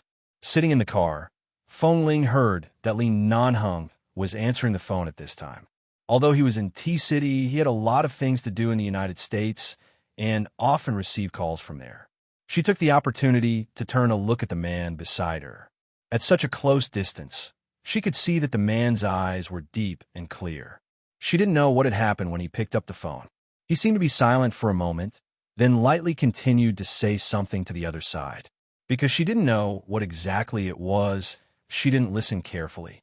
She just sat beside him and watched as the streetlights outside the car window shone in, casting a shadow under the bridge of his tall and straight nose. After another 10 minutes, the car finally drove to the opposite side in the intermittent traffic and stopped at the main entrance of the food city. Li Nanheng opened the door and got out of the car. When she was about to come out, he turned back to help her, but Feng Ling did not hold his hand. She only relied on her left hand, which was less injured, to support herself on the seat and moved out bit by bit. Seeing that she didn't even want to touch his hand, Li Nanheng stood outside the car door and looked at her calmly. After getting out of the car, Feng Ling looked up at him. "Go in and go back after eating. I won't waste too much time outside." Although she didn't know what he said on the phone, she heard that Li Nanheng said he would talk about it when he went back at night. So she guessed that he would be busy in the study for a while after returning. He nodded and watched as she turned into the food court. Although she was injured, her back was still straight. Perhaps because she had been training in the base for many years, Feng Ling was much straighter and more steady than many young people who swayed when they walked. Her back was lonely. After entering the food city, she found that there were a lot of people here at this time. Compared with the various independent restaurants and small restaurants outside, this place was a bit messy and noisy, and there were people all around. She finally found an empty seat to sit down. Feng Ling's face was pale because of the pain from her wound caused by 2 passers-by, but she didn't speak, just sat there and looked around, looking for the rice noodles she had eaten with Jinwan before. Li Nanheng saw that her face turned pale after being hit just now. After confirming that she was sitting here safely, he said, "Which rice noodles do you want to eat?" Feng Ling looked back at him, only to see that Boss Li, who usually went in and out of major hotels and even the United Nations State Banquet venue, was standing in this crowded food city. He didn't look out of place at all, but standing in the crowd like this, he seemed to be much less arrogant, and when he looked at her, there seemed to be a doting smile in his eyes. It seemed that even if she wanted to go out and dig a pit to eat beggar's chicken, he could take her to dig a pit. Not to mention, she just wanted to find a small stall to eat rice noodles in this crowded food city. Feng Ling glanced back and pointed to a rice noodle stall with a lot of people lining up at the corner ahead. Last time, Mrs. Mo took me to eat there. The taste is quite good. She saw that there were many people lining up there, and the line was the longest in front of all the stalls in this food city. There was no doubt that the taste should be really good. But there are too many people in the line. Let's just eat something else. Feng Ling glanced at other stalls and didn't know what to eat. Seeing her hesitation, Li Nanheng didn't speak and went straight to the stall of the rice noodle shop. When Feng Ling looked back at the man again, he had already walked over there. Li Nanheng had lived a luxurious life since he was a child. Even if he trained all day in 11 base, he was still the eldest grandson of the Li family and then the boss. No one dared to let him line up anywhere. Such a long line. Would he jump the queue or something? Or, with his impatient temper, he might just take the money for the people at the back and ask them to wait for him at the back while he openly ran to the front. No matter what, Feng Ling didn't like it. In the past, she rarely came into contact with these smoky places. She didn't expect that Mrs. Mo, the wife of Xiao Mo and the daughter of the Ji family, would find such a place with all kinds of delicious food, and the price was not expensive, as if everything was delicious. Feng Ling fell in love with it after coming here once, so she didn't want anyone to destroy the balance in this smoky place. Just when she was wondering if Li Nanheng would do that, she turned her head again, only to see that the tall and outstanding man in the crowd stood at the back of the crowd and waited in a long line obediently and patiently. It seemed that he didn't have any impatient expression. While waiting in line, he looked at the other stalls next to him, as if he was afraid that she would be bored sitting there alone, so he bought some snacks for her. Chapter 1105. Feng Ling continued to sit at this table without moving, and Li Nanheng was still queuing up. However, the snacks he bought in passing were soon delivered to her and placed on the table in front of her. Feng Ling lowered her head to see that there were all kinds of small jerky and delicious side dishes on the plate, as well as several attractive-looking kebabs, a plate of fruit salad, and 2 bottles of mineral water. And the smell of food here was indeed very strong. Jinwan had told her last time that eating in such a place would give her a different kind of happiness. Now Feng Ling also felt that eating in such a place was really satisfying, which was a feeling that all kinds of high-end restaurants could not satisfy. Li Nanheng queued for about 20 minutes and finally came over with a large bowl of rice noodles. Feng Ling took a look and found that this man really didn't regard her as an outsider. This rice noodles was a big pot for 2 people, not separate small portions. At the same time, someone eagerly came up to deliver 2 bowls and cutlery. The man bought some other things that she liked before returning and sitting down in front of her. "Why did you buy such a big pot?" "I think the individual small portions are more cost-effective than this," Feng Ling said as she raised her hand to try to pry open the chopsticks.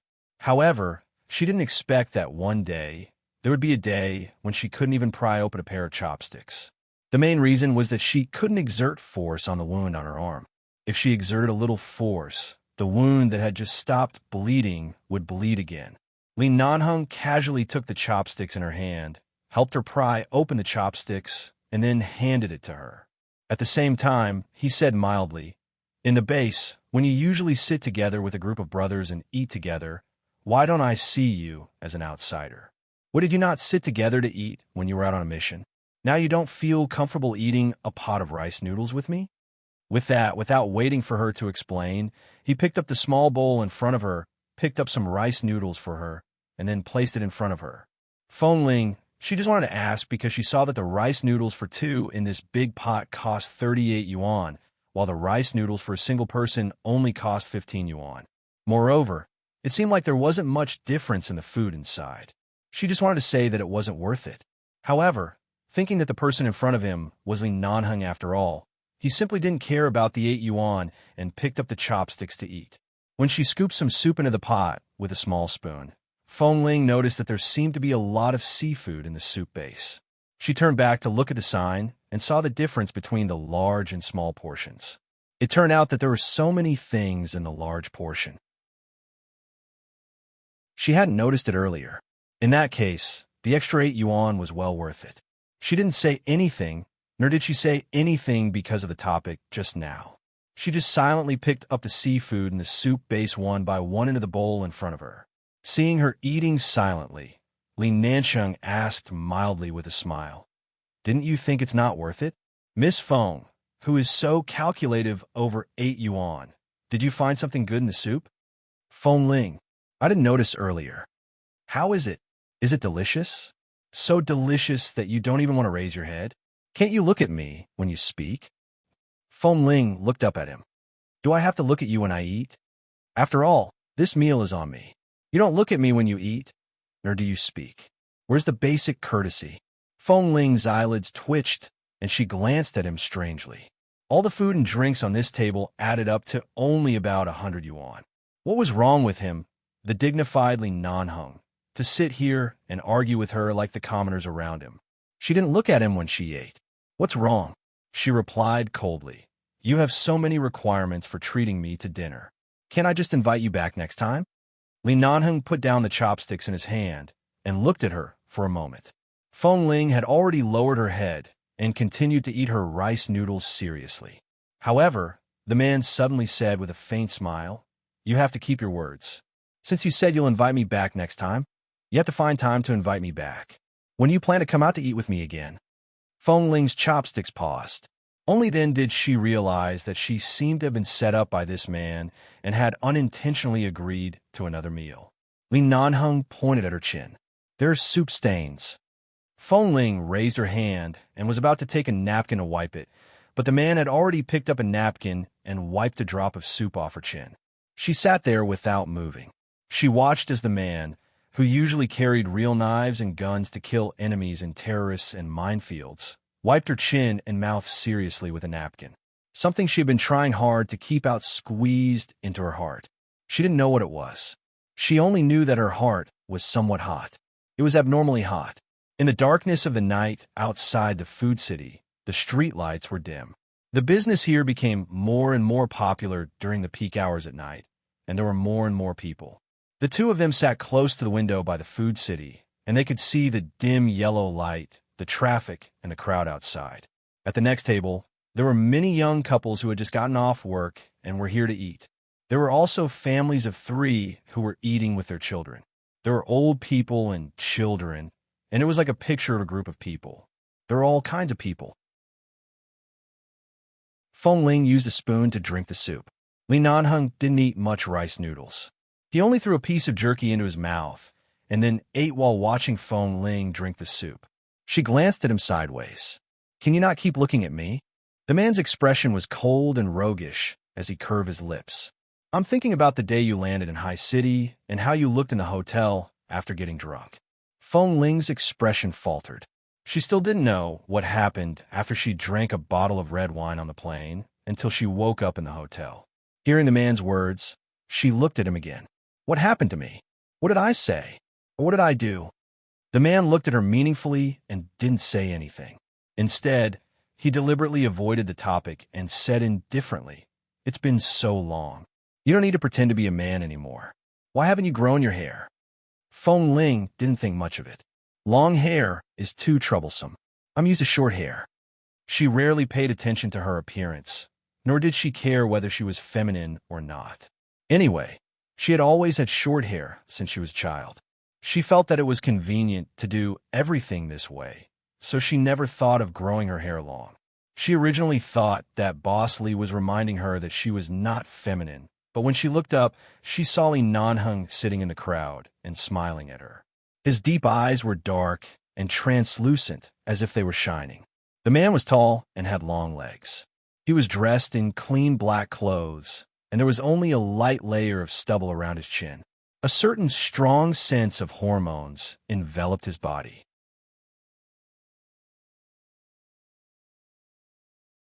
Chapter 1106.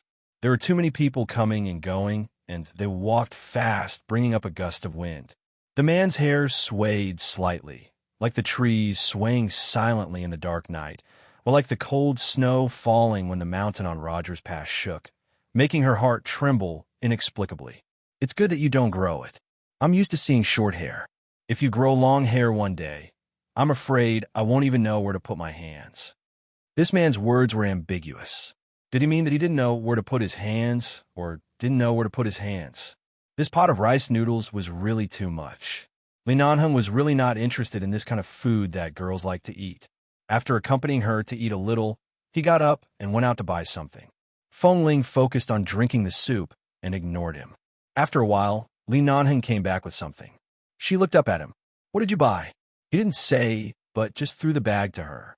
"Go back and have a look." Feng Ling saw that there was a rectangular box in the bag.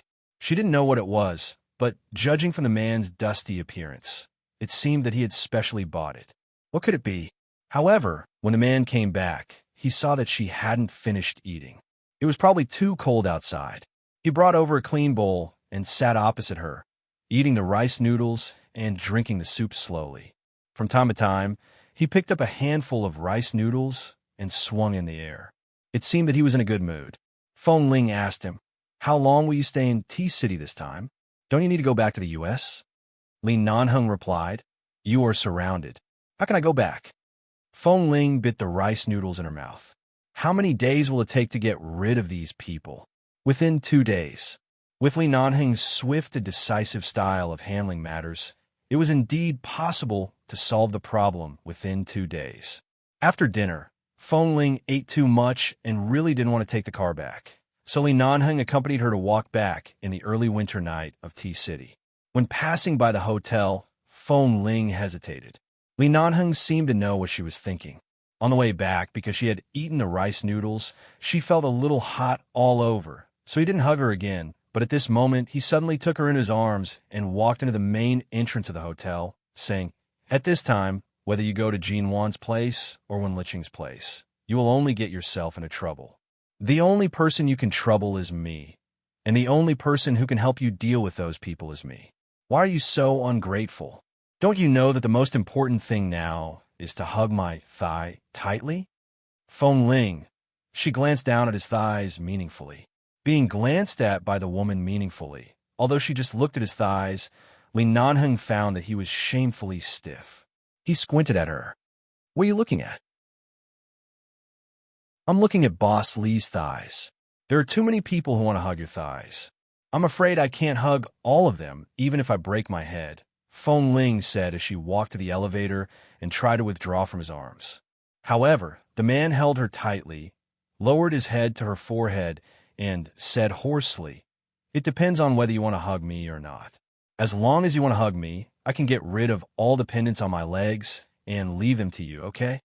Then what about his wife? What about the little wife he was talking about? Feng Ling ignored him and just entered the elevator. She had eaten a lot of food outside and thought it hadn't been long, but when she came back, it was already past 7 o'clock. They had agreed to change the dressing at 8 o'clock. Feng Ling went to the bathroom to give herself a simple bath. There was really no way to wash, so she could only wipe. Li Nanheng came in several times with a smile and asked to help her wash, but Feng Ling drove him out expressionlessly, blocked him outside the bedroom door, and locked it from the inside. Although he knew that if he wanted to open the lock, he could easily open it. But the premise was that Li Nanheng could afford the price of really provoking Feng Ling. It was impossible for Li Nanheng not to know what the bottom line of this little woman who might explode at any time was. As long as he didn't touch her bottom line, it was fine to provoke her now. However, the door had been locked, and the door could be broken. Otherwise, it was likely that this girl would really cut off contact in a rage, and even 9 bulls wouldn't be able to pull her back. Although he had already cast the net, he had to take it slow. After scrubbing, Feng Ling came out and changed her clothes. When she walked out of the bedroom, she saw that Li Nanheng had already prepared the new medicine he bought for her. She walked over, avoided the wounds on her body, and slowly sat down on the sofa. The man looked at her exposed arms and legs, as well as the wounds on her face and neck. The swelling had already subsided, but the scars were still there. He then looked at the bruises on her neck. In the afternoon, it wasn't particularly obvious, but now that it had just been scrubbed with hot water, it was particularly obvious. "Were you pinched by those bastards?" The man applied medicine on his hand as he looked down at her. Feng Ling saw that he was staring at her neck and raised her hand to touch the marks on her neck. Li Nanhing's gaze turned colder, and there was clearly a murderous glint in his eyes, but the murderous intent was definitely not directed at her. He raised her chin, put the ointment on her neck, and slowly applied the ointment on the marks. The ointment was cool and comfortable. Feng Ling saw that the man lowered his head to help her apply the ointment, and she was a little embarrassed, so she simply closed her eyes and let him apply the ointment. However, she didn't know that the girl who had just taken a shower had wet hair, and there were red marks all over her face and body, as if she had been ravaged. Her fair skin appeared even more fair and transparent because of the water vapor from the shower. She raised her head slightly and closed her eyes in front of the man, looking as though she was waiting for him to kiss her hard. Li Nanheng suppressed the fire in his heart, looked at the bruises on her neck, and looked at her face as he applied the ointment. This way, he could see it clearly. Under the light, the shadows fell all over the floor and also fell on her face. The girl's face was white and clean, so delicate that even the pores couldn't be seen. Her eyes were closed, and when her eyelashes trembled, they were like butterfly wings. He looked at her slightly pale lips and inexplicably thought of the white frost on Rogers Mountain that seemed to be immune to the cold. That kind of frost would only grow in bitter cold places and would rot in slightly warm places. Even if it was moved to a home and carefully cared for, it would still not survive. That kind of frost was the only comfort in bitter cold. It was clean and transparent, but it grew on a cliff. People without some ability couldn't even touch it, let alone take a look at it. Chapter 1107. Feng Ling, this woman. She clearly didn't have any femininity, but why was she so seductive? She had a gentle and harmless face, but it was like frost on a cliff. She would rather suffer the cold wind and rain than be touched by anyone. He focused his mind, instructed her not to move, and continued to apply medicine to the wound on her arm. She had probably sweated a little when she was eating rice noodles outside. Earlier, when she was scrubbing, she had wiped the wound slightly. Right now, it looked a little red. The moment the medical cotton soaked with disinfectant rubbed the wound, she sucked in a breath of cold air in pain. Hiss! Feng Ling immediately opened her eyes. "Do you think I'm a woman? Why are you so heavy-handed?" Li Nanheng paused and smiled faintly. "What about you? Do you think I'm your man? If there's a problem, you take it on yourself. If there's a problem, you run away. Didn't you immediately call me to come over?" Feng Ling looked at him. The man was still in the posture of treating her wound with his head lowered. She found that right now, she really wanted to fight with him every few words. She didn't say a word and let him help her disinfect and change the dressing, as if to prove that she could really withstand it. Even when the disinfectant rubbed against her wound, she didn't make a sound. In the end, her eyes simply fell on her own legs. In the end, the man applied medicine on her leg again. When he lifted her leg, Feng Ling said that she could just do it like this.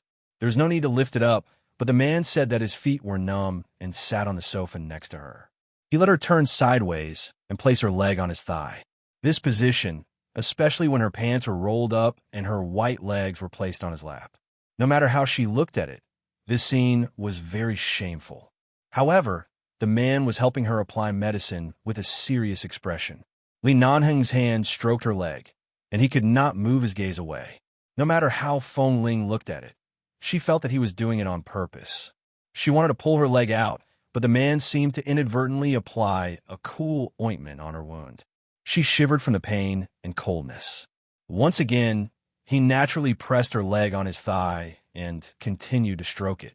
Feng Ling, in fact, for so many years, whether in 11 base or on missions, Feng Ling had suffered many injuries, but she had a unique advantage. That was her wounds healed very quickly, and she didn't have a constitution of scars. Many injuries were no longer obvious under the wear of time, and she needed to be close to the skin to see some faint traces. The only scar on her body that had always been relatively obvious was the wound on her shoulder that he had made with the cross knife. It didn't affect her appearance, but when she thought of the snake bite and the memory of almost losing her life in the Snake Valley, she would feel numb all over. He looked at the pair of fair and straight legs under his hand. She was such a good girl. She could have lived a luxurious life since she was a child. Like Feng Mingzhu, she was doted on like a treasure, but she suffered such a disaster for no reason. Even now, the Feng family didn't know that their youngest daughter, who they had missed and felt guilty for 20 years, grew up drinking wolf's milk in a wolf's cave. In order to survive in this cruel world, she had to cut her hair short, pretend to be a boy, and live in 11 base. She had been pretending for many years.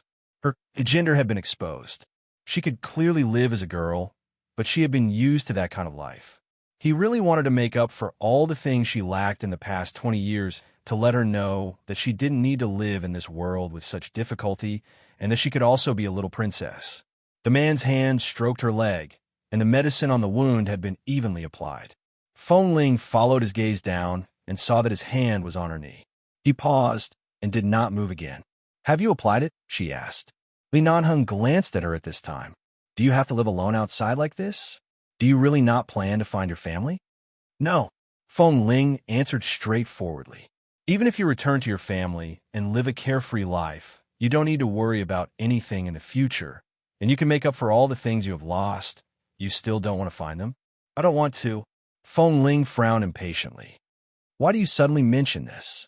I'm unsociable and not used to interacting with too many people.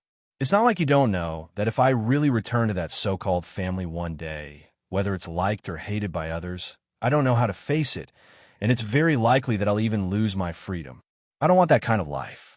Besides, she couldn't really call him brother-in-law. This was the biggest knot in Feng Ling's heart. She didn't say it. She didn't know that she had already revealed such a big secret on the day she was drunk. She just retracted her leg from his thigh, turned around, and sat upright on the sofa. "I'll go to sleep after applying the medicine." Li Nanheng looked at her. When the little woman was about to get up, he abruptly held her wrist. The moment she looked back at him in pain because of the wound on her arm, the man's eyes immediately revealed a trace of apology. He let go of her arm, abruptly held her waist, and forced her back to the sofa next to him. Feng Ling fell back onto the sofa and turned to look at him. "What are you doing?" Li Nanheng raised his hand and touched her slightly wet head, as though he was comforting her, but also as though he was comforting her. "A person like you is indeed not suitable to live in that kind of place, especially someone like you who often likes to be alone and quiet. Others say that you're cold and unsociable, but I think you're just cautious and don't want to expose your true emotions. You were able to grow up smoothly until today, and you haven't been excluded or killed by anyone. Firstly, God has found you all the luck you lacked in the past, and secondly, it's all because of your uncompetitive personality." Why did he suddenly say this to her? Feng Ling had never thought about going home. The pair of jade pendants was also hidden in her suitcase, and she never planned to show them to anyone for the rest of her life. She didn't want to go home in the first place. In addition, her background might really be related to the Feng family. When she thought of Feng Mingzhu and the sensational news that Li Nanheng married the Feng family's daughter, her rejection of the Feng family became even stronger. There's nothing to fight over. Being able to live is more important than anything else, Feng Ling said in a low voice. At the same time, she wanted to get up, but the man still held her and pressed her on the sofa. Chapter 1108. He asked, "So even if it's the man you like, you'll give him away so easily. Have you ever thought of fighting for yourself?" "Fighting for what?" Feng Ling squinted at him. "I've never robbed other people's things, let alone other people's men. Besides, we're already married. Do I have to violate this moral bottom line?" With that, she slapped his arm away and got up to leave. Li Nanheng, "Other people's men?" He raised his eyebrows, watched the short-haired little woman walk to the bedroom with a hint of anger, and leaned against the sofa with a smile. "Little fool, I've always been yours. The situation of the Feng family was complicated, and Feng Ling didn't want to mention her background. Obviously, she didn't even have the intention to let others know about it. What she insisted on couldn't be easily changed by him. How could he untie this knot for her? When he cast this net on her, he was afraid that he would really have to spend more effort. Feng Ling returned to the room. In fact, she couldn't sleep. Because she had just applied medicine, her body was faintly aching. She turned to see the bag on the bedside table and remembered that this seemed to be bought by Li Nanheng when he went out to eat just now. What on earth was it? She walked over, picked up the bag, and pulled out a box inside. The bag was black. She didn't notice what was inside before. Now that the box was taken out, she saw that there was a picture of a cell phone on the outside. Recently, Feng Ling had been a transfer student in T University and saw that all the male and female students with good family backgrounds seemed to be using this cell phone. It was said that it was the latest model that was released last month, and it had many more new functions than the old model she used 2 or 3 years ago. And the color of the cell phone was also white, not the monotonous black she usually used. She opened the box and saw the cell phone inside. When she held it in her hand, it didn't feel very heavy.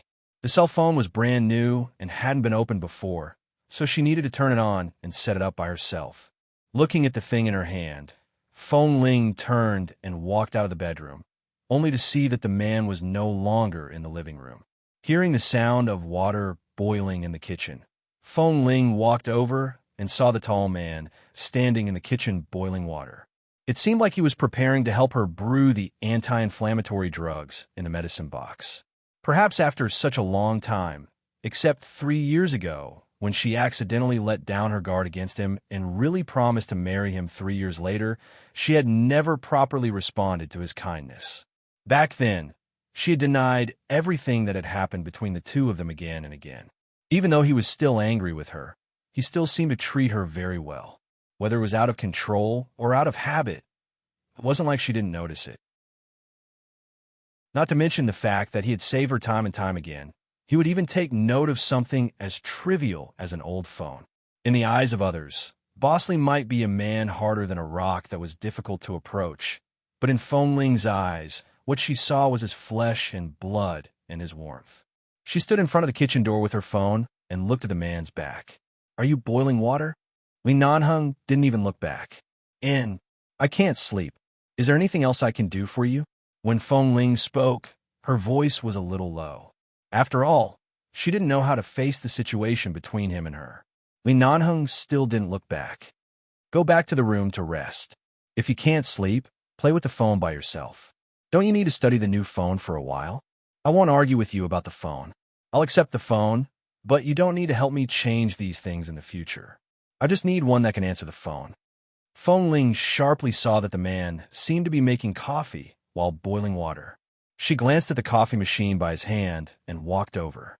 Hearing her footsteps, Li Nanheng turned around and almost bumped into Feng Ling, who had just approached. She staggered back and almost dropped the new phone in her hand. She quickly clenched it hard at her palm. However, her movement was too fast, and she was close to the cupboard. There was an empty coffee cup on the side, and the cup instantly fell to the ground with a crisp sound of shattering. "Sorry." Seeing that she accidentally dropped something, Feng Ling subconsciously rushed to step back again. Seeing that her bare feet were about to step on the fragments, Li Nanheng's eyebrows twitched hard. He suddenly stretched out his long arm to hold her waist, pulled her back, and at the same time kicked the scattered fragments on the ground a little further away from her. "When did you learn to walk without shoes? It's winter in T-City. How can you walk out barefoot?" The man frowned and looked down at her. Feng Ling lowered her head and pushed his arm away. She took 2 steps toward the wall and glanced down at her bare, fair, and tender feet. She then turned to look at the man. "There's floor heating in this hotel. The floor isn't cold.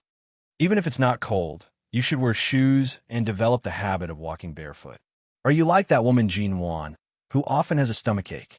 Because Dr. Chin had treated Mrs. Mo, Dr. Chin must know that Mrs. Mo often had a stomachache because of her cold body, but Li Nanheng also knew it was enough to show that these seemingly cold men would occasionally gossip about the troubles between women when they sat together in private.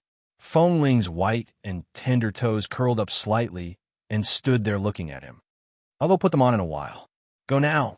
I just came out to thank you. Feng Ling remembered that she almost stepped on the fragments and was suddenly held in his arms. For some reason, her heart trembled a little, and something uncontrollable spread in her. She squeezed the new cell phone in her hand and tried to find a reason to make her voice sound more normal. However, after all, she had just smashed a cup and a pile of fragments were still on the ground, so her voice sounded a little weaker. Li Nanheng was expressionless. I want to thank you, but you smashed my cup. I'll call the front desk of the hotel and ask them to bring up 2 more cups for you. Feng Ling, who had always been cold and repulsed in front of this man, didn't know how to avoid embarrassment because she had accidentally caused trouble just now. Her voice was very low, and her eyes glanced at the fragments on the ground from time to time, as if this matter was more serious than accidentally shooting a gun. Since she was a child, she had never made a rash mistake. This time, she really didn't know what to do. Chapter 1109. When she said that she would ask the receptionist to send 2 more cups over, it was obvious that she had accidentally exposed her fear. Call the receptionist and ask for 2 cups. Don't you think it's more effective if you smile at me? Feng Ling raised her eyes and said, I smashed the cup and asked the receptionist to send 2. What's the problem? Then she suddenly realized what the man had just said and stared at him. Are you trying to blackmail me? The little woman's timid look suddenly disappeared and she glared at him. I'm here to help you boil water for medicine and make coffee. You smashed my cup, but now you're glaring at me? She didn't know how to refute for a moment. He raised his eyebrows. So it's my fault? It's my fault.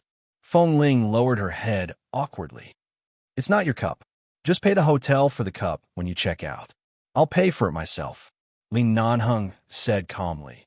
Do you know how much the cup the hotel gave me is worth? Hearing his words, Feng Ling knew that this man was deliberately blackmailing her. She was a little annoyed. How much can it be worth? Is it an antique? It's not an antique, but there are a lot of stocks in this kind of hotel. The boss of the hotel is also good at taste. This kind of coffee cup is custom-made. There was originally a pair. One of them is now on the coffee table in the living room, and the other one was smashed by you just now. This pair of custom-made coffee cups is 5 times more expensive than the cell phone in your hand. Seeing her eyes widen unexpectedly, Li Nanheng found it funny and really laughed. Feng Ling felt that she seemed to be despised in front of this boss Li, who was born with a golden spoon. Even if it was 5 times more expensive, she could afford it.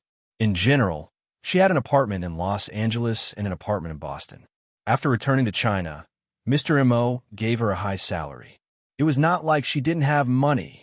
She had worked hard for so many years. It was enough for her to survive in this world, okay? But seeing this man's expression, she was so angry that she didn't want to talk to him anymore. Just now, she shouldn't have inexplicably remembered how good he was to her because of his cell phone. She should always remember his shamelessness. Seeing that she was angry, the man waved his hand. Come here. Feng Ling originally wanted to return to the bedroom to put on her slippers, but when she heard his words, she turned to look at him and said unwillingly, What? There's a way that you don't have to compensate me. What is it? If it was 5 times more expensive, it would cost at least 20 to 30,000 yuan, which was almost equivalent to half a month's salary in High City. Thinking that she wouldn't go to 11 base in the future and didn't have many opportunities to make money, she instinctively said, Don't even think about confiscating my card. You've been holding my card when I was in the base, but now that I'm no longer a member of your base, I don't need you to help me plan any economic foundation.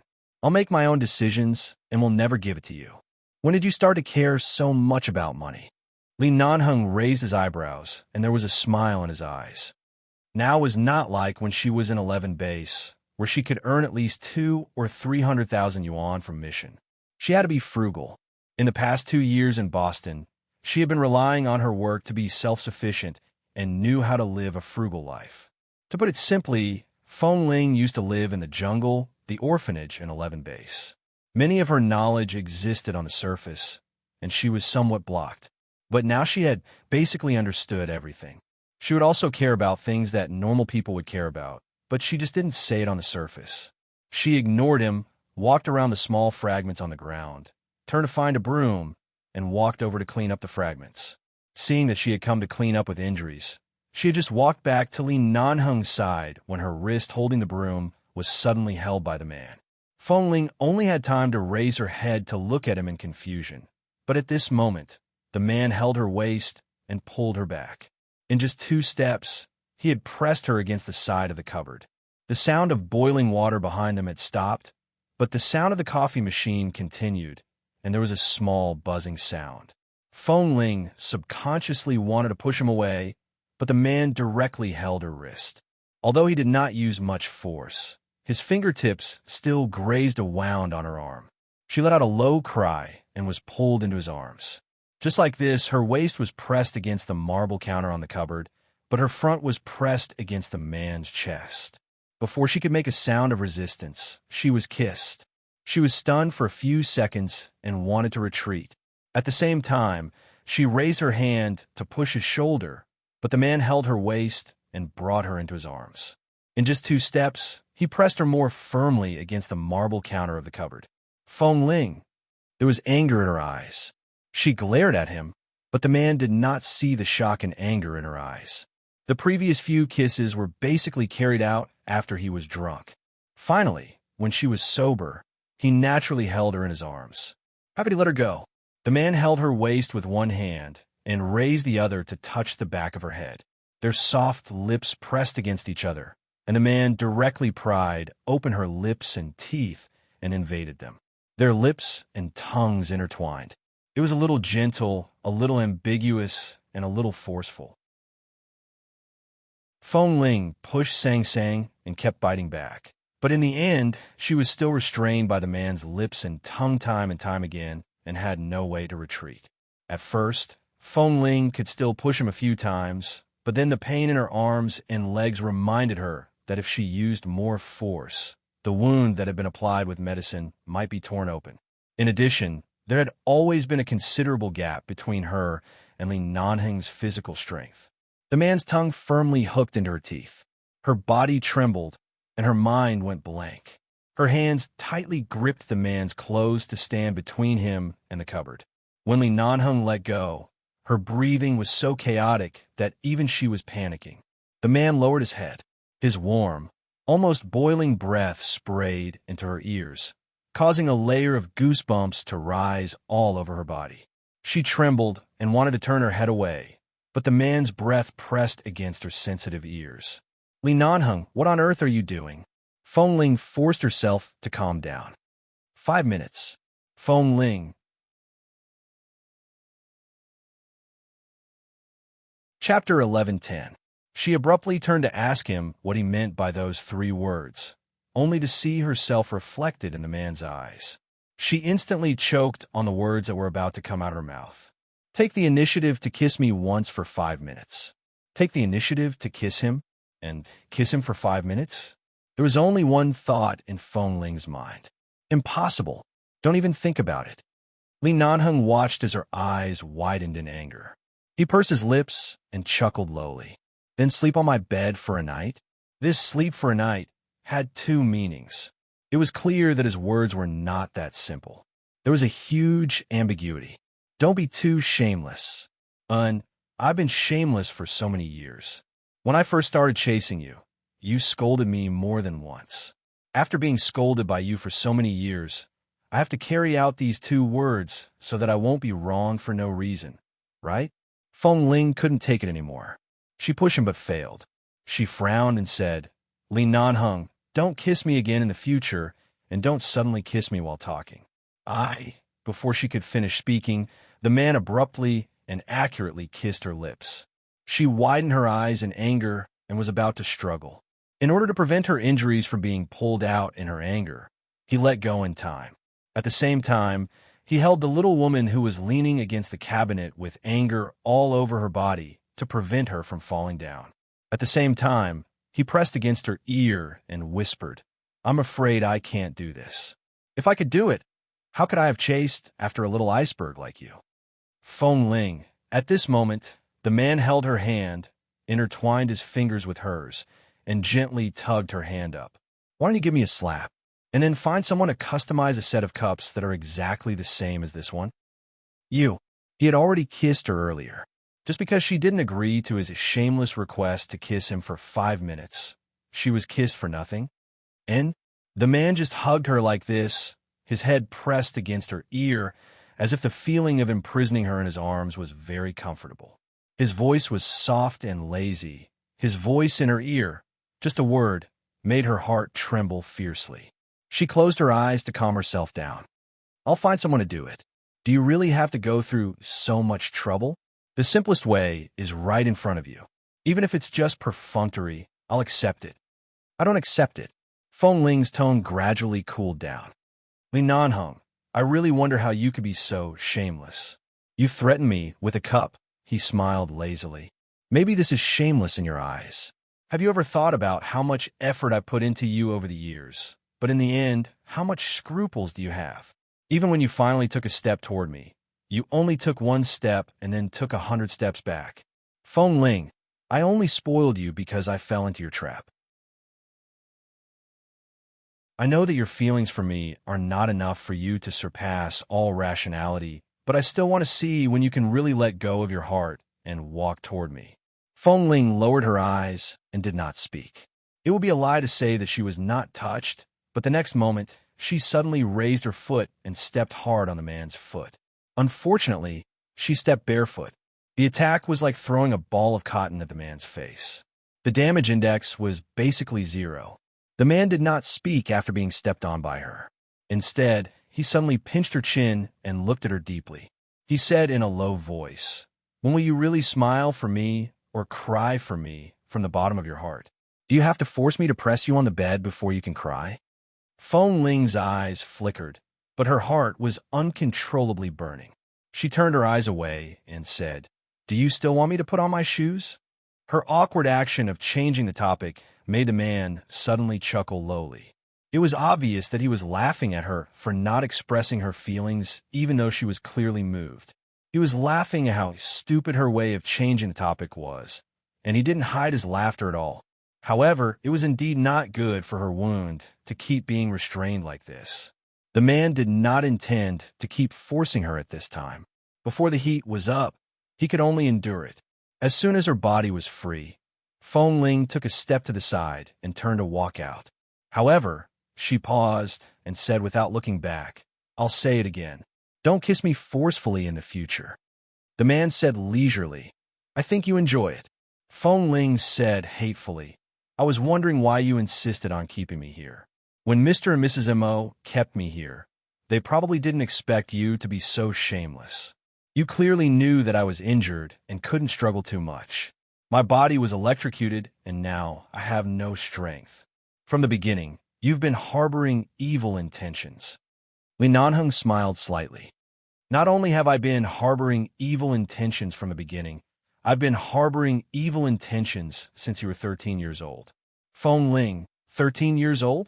Was he talking about the time when she fell into his bathtub in the sauna room and accidentally he saw the side of her chest when he tore open her clothes?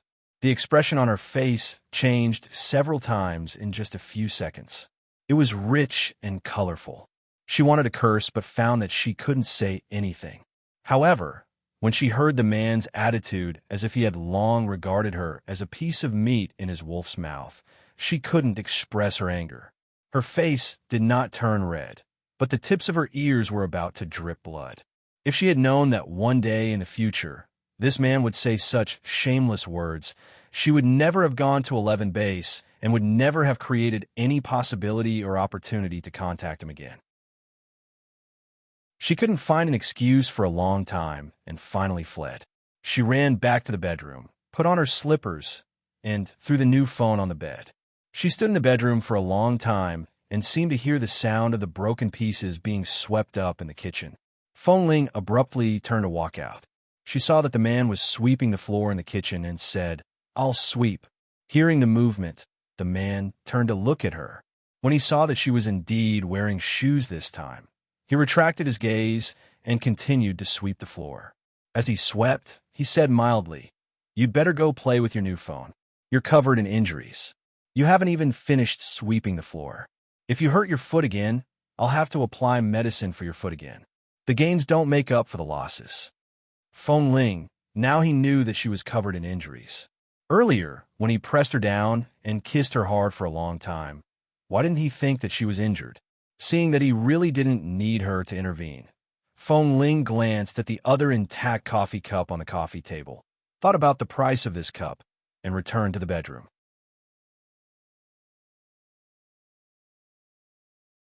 Chapter 11:11.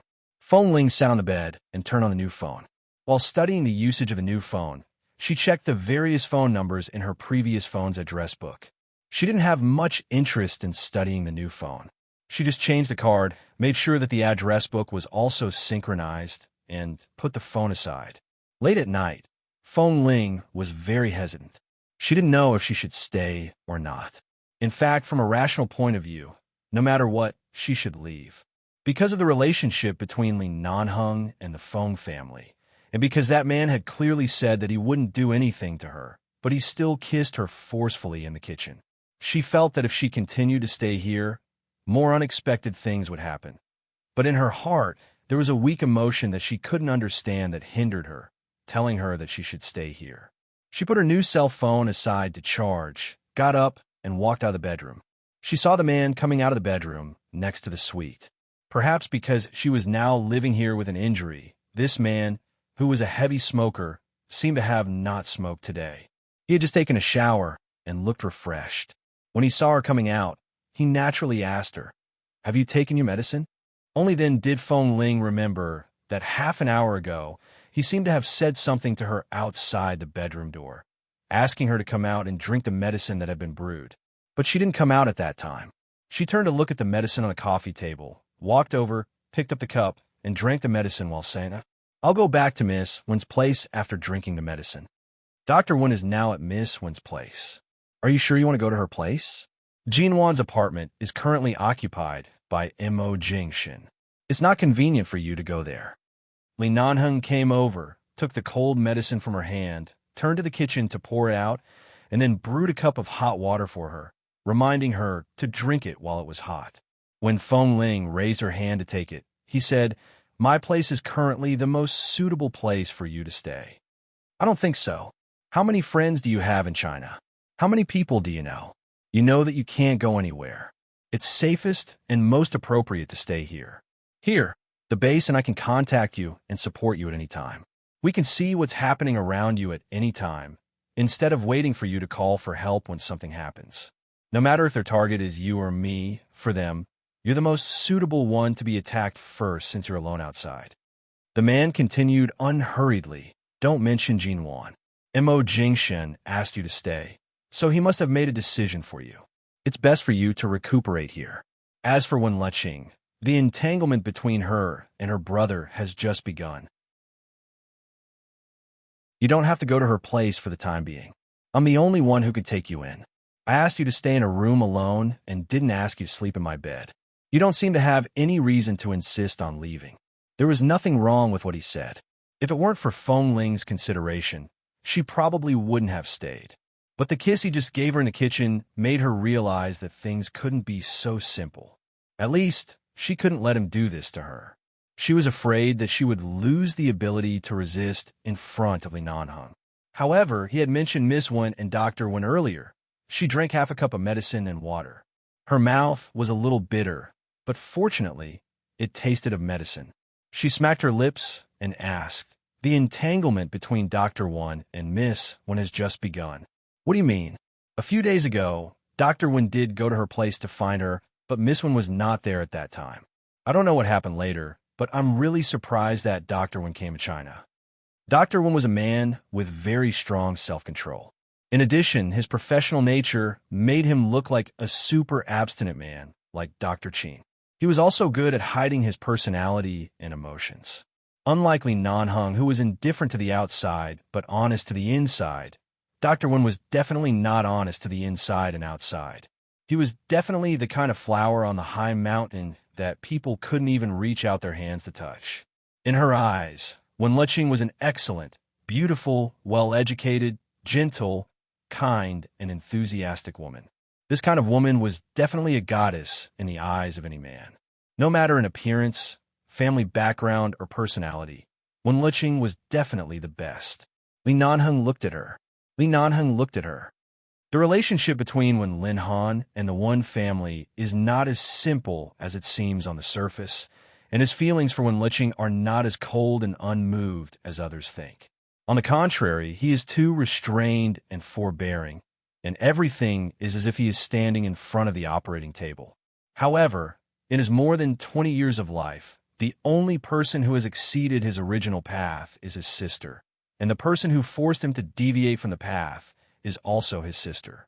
He wants to stick to the original path, but after so many years, his heart is no longer on that line, and it is only a matter of time before his feelings override his reason. Feng Ling, she really didn't know enough about the relationship between Dr. Wen and Wen Liqing. However, during this period of time, when she lived with Miss Wen, she could feel that although Miss Wen tried her best not to show any emotional changes, Feng Ling could often see that Wen Liqing's eyes were red when she woke up in the morning. She didn't know whether it was red or because she didn't sleep well. Feng Ling didn't know much about love. Although she asked a few questions with concern, Wen Liqing didn't say anything, so she didn't continue to ask. She could only promise that she could accompany her every time she went back. But speaking of which, after Dr. Wen appeared a few days ago, Feng Ling really didn't see Miss Wen again. Did Li Nanheng mean that Dr. Wen had been in T-City recently? Hadn't he left yet? Usually, he was so busy that it was impossible for others to shake his original work and daily arrangements. Now he left all the work and things at hand. He specially stayed in T-City. Seeing that she didn't move, Li Nanheng softened his tone and said in a low voice, "Don't worry. Living here is safer than anywhere else except for being kissed by me occasionally. What happened in the kitchen just now was out of my control. If I were really such a beast, your whole body would have been mine long ago." Feng Ling, she snorted with an ambiguous look. "What should I do to be yours?"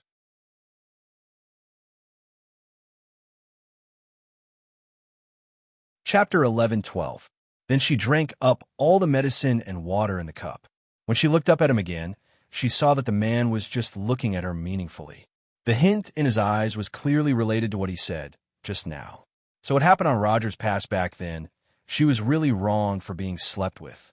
Feng Ling's chest instantly became sullen. She wanted to throw a pillow at this man again. She wondered if she had been cursed by Li Nanheng. In the past, she clearly wouldn't get angry, but now, why was it so easy for her to provoke her? Feng Ling returned to the bedroom, picked up the phone that was charging, and suddenly saw an unread text message. She opened it and saw that it was from Wen Liqing. "Wen Liqing, Feng Ling, where have you been these days? I was allergic to alcohol 2 days ago, so I had to have my stomach pumped and had an injection in the hospital. It took me a few days to get out of the hospital. When I came back, I found that you hadn't come back for 2 days. I called you, but you didn't answer my call. Did you go back to the dormitory of T University with Mrs. M.O.?" Feng Ling saw that this text message had only been sent 3 or 4 minutes ago, and she called Wen Liqing back. "Feng Ling, where are you?" Feng Ling sat on the bed. "I'm outside. I'm fine. Is your alcohol allergy so serious? How are you now?" "It's okay. I'm a doctor myself. What can I do?" Wen Liqing said softly, then thought for a while and said, "Since you are outside, Feng Ling, can you help me with something? Can you help me contact someone?" Before she finished speaking, Feng Ling suddenly heard the sound of the door being opened, and then Wen Liqing suddenly stopped speaking as if she was afraid of being heard and didn't continue. "What's the matter? If it's inconvenient to talk, send me a message," Feng Ling said softly. "Okay." Wen Liqing's tone on the other side suddenly became serious, and then she gently said good night and hung up the phone. On the other side of the phone, Wen Liqing turned to look at the man who pushed the door open. Wen Linhan came in with a weather-beaten body. When he came in, he saw that she was curled up on the sofa, holding a cell phone and calling someone. "Who's calling?" Feng Ling, after answering. Wen Liqing raised her eyes to look at the man who walked in the door. She stared at him for a few seconds, then lay on the sofa as if she didn't feel anything. She silently pulled the blanket to cover her legs, closed her eyes, and pretended to sleep as if he didn't exist. When Linhan watched her every move after entering the door, closed the door, and did not speak to disturb the silence in the room at this moment. When Liqing closed her eyes and leaned against the sofa for a while. Because of the man's silent gaze, she finally opened her eyes and looked at him expressionlessly. Shouldn't you go back to the United States now? Your fiancé is still waiting for you. Your work and your patients are still waiting for you. I, an insignificant person, have already troubled you for more than a week. Now that I'm fine, you can go. When Linhan did not speak. Also, I promise that such a thing will never happen again. Don't think too much about it. I only drank because I enjoyed myself, not because of you. Everything was because of me. I didn't intend to put any pressure on you, nor was I forcing you by injuring myself. When Liqing lowered her eyes as she spoke, she didn't want to see his expression, so she just leaned against the sofa and spoke. Then she frowned slightly because of his silent attitude after entering the door. Before leaving the United States, she still remembered the words she said when she grabbed his collar and questioned him with red eyes. She cried uncontrollably and begged him not to abandon her like this and begged him to face his feelings. What did he say to her at that time?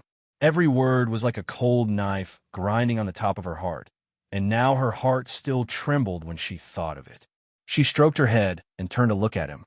Brother, I've already said that you don't have to think that everything I do now is for you to see. It's been almost 10 years. I apologize to you for all the childish, willful, and irrational things I've done for you. I apologize for affecting your normal life for so long, and I apologize for pestering you for so many years. Perhaps if I hadn't pestered you for so many years, you would have been able to marry your fiancé 3 or 4 years ago. It's all my fault. She continued, you don't have to stay here with me. From now on, I won't make my presence felt in front of you. I won't force you to stay. You can go. When Linhan looked at her indifferently and didn't speak. There was a floor heater in the room, which was very warm. He casually took off his windbreaker and tugged at the collar of the white shirt inside. Then, he undid 3 buttons at the same time. His cold and aloof demeanor instantly became much more easygoing. At the same time, his gaze fell directly on her cold face, which seemed to have made up her mind to abandon love. Just because of one sentence from me, you can torment yourself to this state, and you still dare to say that you're not putting on an act for me to see? If I hadn't come in time this time and sent you to the hospital before your allergic symptoms completely broke out, do you know what would have happened to you now? Do you want your neck and face to be swollen for the rest of your life? Or do you want to be sent to the emergency room for surgery if your respiratory tract is seriously asphyxiated?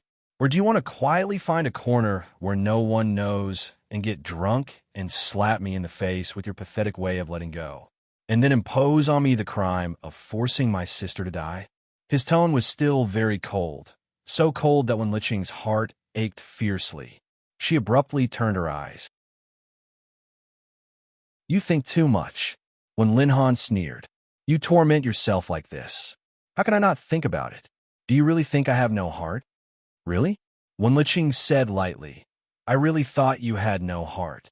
It turns out that you will also take my affairs to heart. It turns out that you will also think about my affairs carefully, instead of always just throwing me aside as a mischievous child, ignoring all my emotions and always telling me 2 words, don't make trouble. When Linhan frowned coldly because of the provocation in her words and looked at her, sitting motionless on the sofa. She was indeed the pearl of the Wen family. No matter in all aspects, she bore too much expectations and attention from the Wen family. A girl who was so excellent that no one could find any flaws in her. But because of him, she repeatedly became decadent. Now she was leaning lazily on the sofa, which was obviously an indulgence after despair.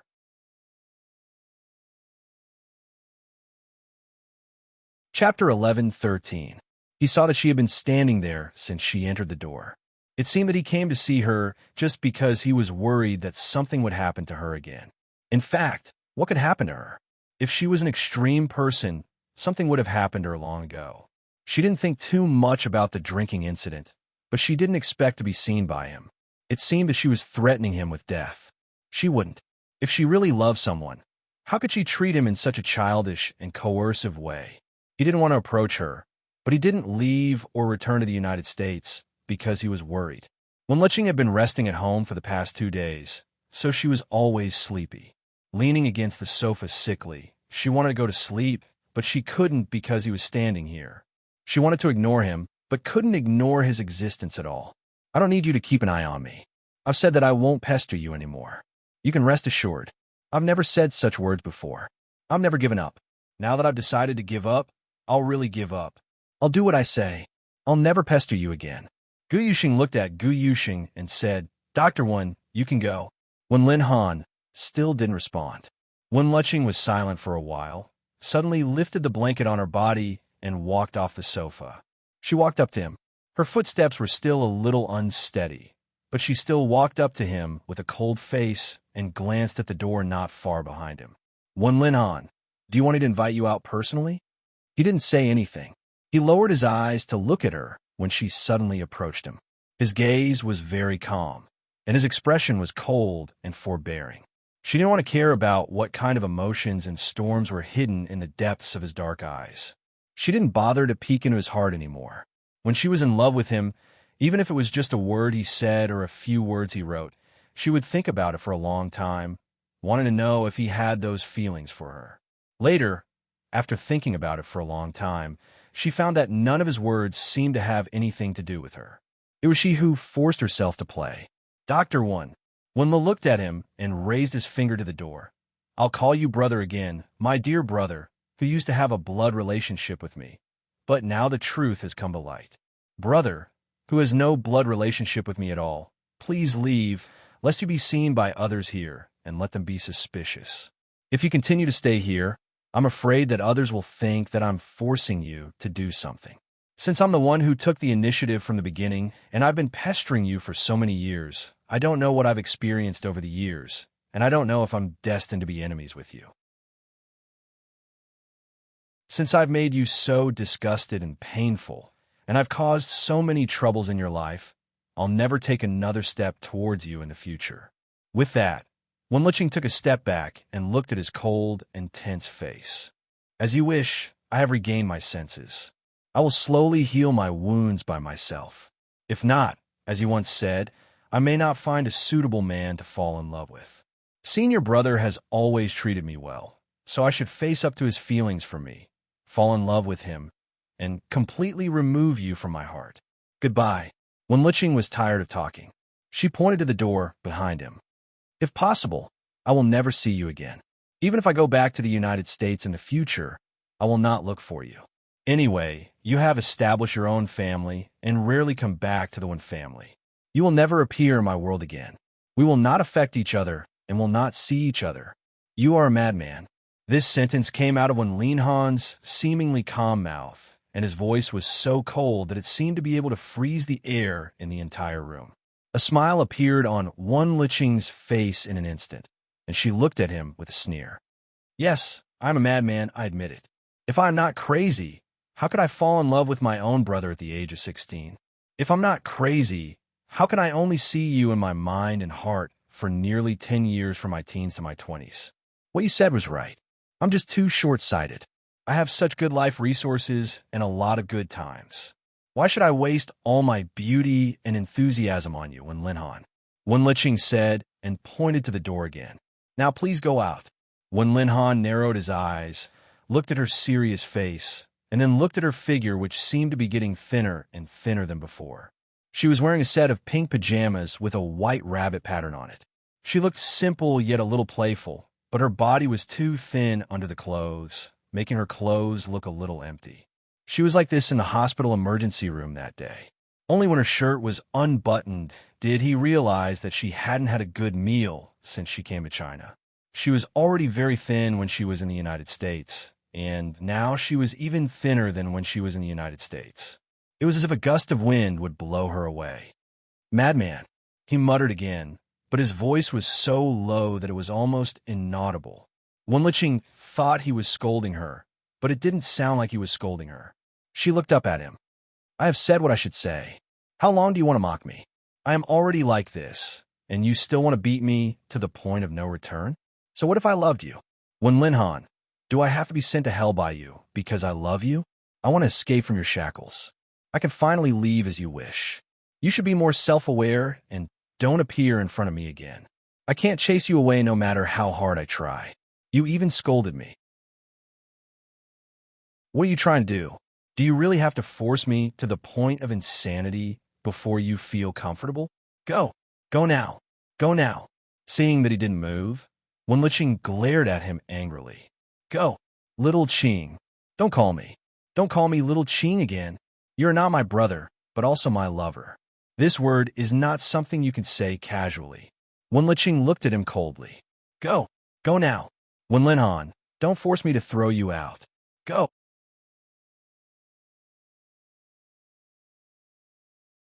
Chapter 11:14. Seeing that he didn't move and just stood there looking at her like a stone stick, Wen Liqing was really fed up with his tepid attitude. She angrily stretched out her hand and pushed him hard. She hit him hard and cried, Go away. Get out. Wen Linhan, don't show up again. I don't love you anymore. The back of her waist suddenly tightened, and before Wen Liqing could see anything clearly, she was suddenly pulled into his arms. The man suddenly raised a hand to hold the back of her head, pulled her forward, and kissed her hard on the lips. The touch on her lips was so strong and fast that she didn't have a chance to react. She was caught off guard. She was petrified in an instant. Her tearful eyes were wide open, but there was shock and confusion hidden in her eyes. She didn't understand what was going on from beginning to end. When Linhan was kissing her, this had never happened in nearly 10 years. She once took the opportunity to take care of him when he had a fever to secretly lean against the bedside to kiss him, but she was careful not to be discovered by him. Or when she acted coquettishly with him a few years ago, she rubbed his face against his face, asked for a hug in his arms, buried her face in his neck, and touched his chin and even his Adam's apple with her lips from time to time in order to seduce him. But he pushed her away. Or perhaps, when their lips touched, it was just an unintentional collision, although most of the time, it was slightly intentional on her part. But in any case, Wen Linhan had never kissed her. Every time she accidentally kissed him, he would avoid her expressionlessly and warn her not to be too obsessed with him. He never did. He never kissed her. He never kissed her like this. Even the man's kiss ravaged her lips as if he was complaining about something. He lost his usual calmness and gentleness, and lost the demeanor that should belong to Dr. Wen. He just entangled her lips and tongue fiercely. Before she had any preparation, he forcibly opened her teeth and kissed her deeply without restraint. Wen Liqing didn't recover at all. Her brain seemed to be blank, and she was shock stiff. Feeling that the woman in his arms hadn't recovered for a long time, when Linhan's heart softened, he held her tighter in his arms, imprisoned her firmly in his arms, and sucked her lips from intense to gentle. When her eyes gradually regained focus and her consciousness gradually recovered, she suddenly raised her hand to push him away. When Linhan's hand clasped her waist tightly, and he bent down to increase the intensity of the kiss. Wen Liqing moaned, and her body was also struggling, but he still didn't let go. When she struggled violently, Wen Linhan suddenly bit her lips and said hoarsely, as if warning her, Isn't this what you want? You used all the methods you could think of just to break through all the obstacles and be with me. Since this is what you want, you don't have to torture yourself like this anymore. Just tell me what you want. I've never been unable to give you anything since we were young. Since you only want me, fine, I'll get it to you. Wen Liqing didn't understand what he meant. The man in front of her looked at her with deep eyes. She only felt that her lips were kissed painfully. She frowned and put her hand against his chest, trying to push him away and break free, but he suddenly picked her up by the waist. At the moment when she was picked up, Wen Liqing's mouth was free. She struggled and said, Wen Linhan, what are you doing? Let me down. What else do you want? Wen Linhan couldn't tell what he was thinking, but his eyes were cold. He carried her all the way to the bedroom. The man who had always been gentle and calm kicked open the bedroom door in front of him, carried her in, threw her on the bed under Wen Liqing's panicked eyes, and then suddenly bent down and pressed her under his body, firmly imprisoned her, and pressed her hands above her head. From beginning to end, he didn't show any gentleness. You let go of me. Wenlicheng was really panicked after being pressed on the bed. She had never seen Wen Linhan like this. Let go of me. Let go of me. The man imprisoned her firmly, looked down at her, and gnashed his teeth. I'll give you whatever you want. I'll satisfy you one by one. Wenlicheng, you really have the ability to force me to this point. Shaoqing, you've been jumping around in front of me like this for more than 20 years. You really have guts. Wen Linhan, get up. The man suddenly clasped her wrists above her head. She felt that her wrists were in pain and her eyes were about to turn red. The man suddenly sealed her lips again at this moment, and at the same time, dragged her hand to the collar of his shirt. Come on, take what you want. Wenlicheng was completely shocked and trembled all over. Her hand trembled and stopped on his collar. She felt the man's hand pressing her hand there, but she didn't dare to touch it as if she had been electrocuted. She wanted to pull her hand out and dodge, but he grabbed it firmly and pressed it against his collar again. I don't want it. Wenlicheng struggled desperately under him. Let go of my hand. Get up. Wen Linhan, get away. That's not what I want. What I want is... At this moment, the man leaned over and breathed in her ear. His hoarse voice carried a certain warning and coldness that she had never seen from him. There's only one chance, Shaoqing. Since you've been pestering me for nearly 10 years, I'll make you regret it if I don't satisfy you once. People say that you can't let go if you can't get it. I'll let you get it once. Will you really learn to be obedient? Isn't this the person you want? Come, I'll give it to you. Come and take it. I'll give it all to you, Wen Linhan said as he grabbed her hand again.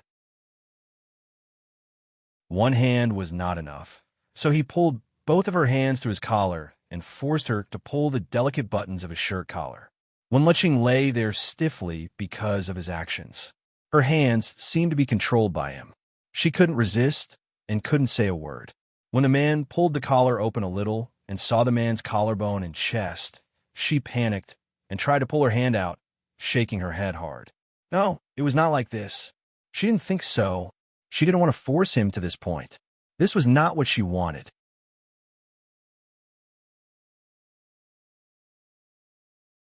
Chapter 11:15. She didn't want to force him to this point. This was not what she wanted. She drank that day just to say goodbye to the past completely. She knew that she was allergic to alcohol, but there were so many friends present at that time, most of whom were doctors. She knew that she would be fine. In her life, she had never been a willful person who let others worry about her. She had only indulged herself once. Her life had always been like this. She just wanted to take this opportunity to get drunk. Her heart was so painful and uncomfortable, but she didn't even have the qualification to get drunk. It was really grieving. With so many doctors present, she couldn't die. She really didn't want to force him. Wen Linhan ignored her red eyes and full of resistance, bent down and kissed her ear hard, causing her to tremble all over. Wenlicheng had no strength to resist at all.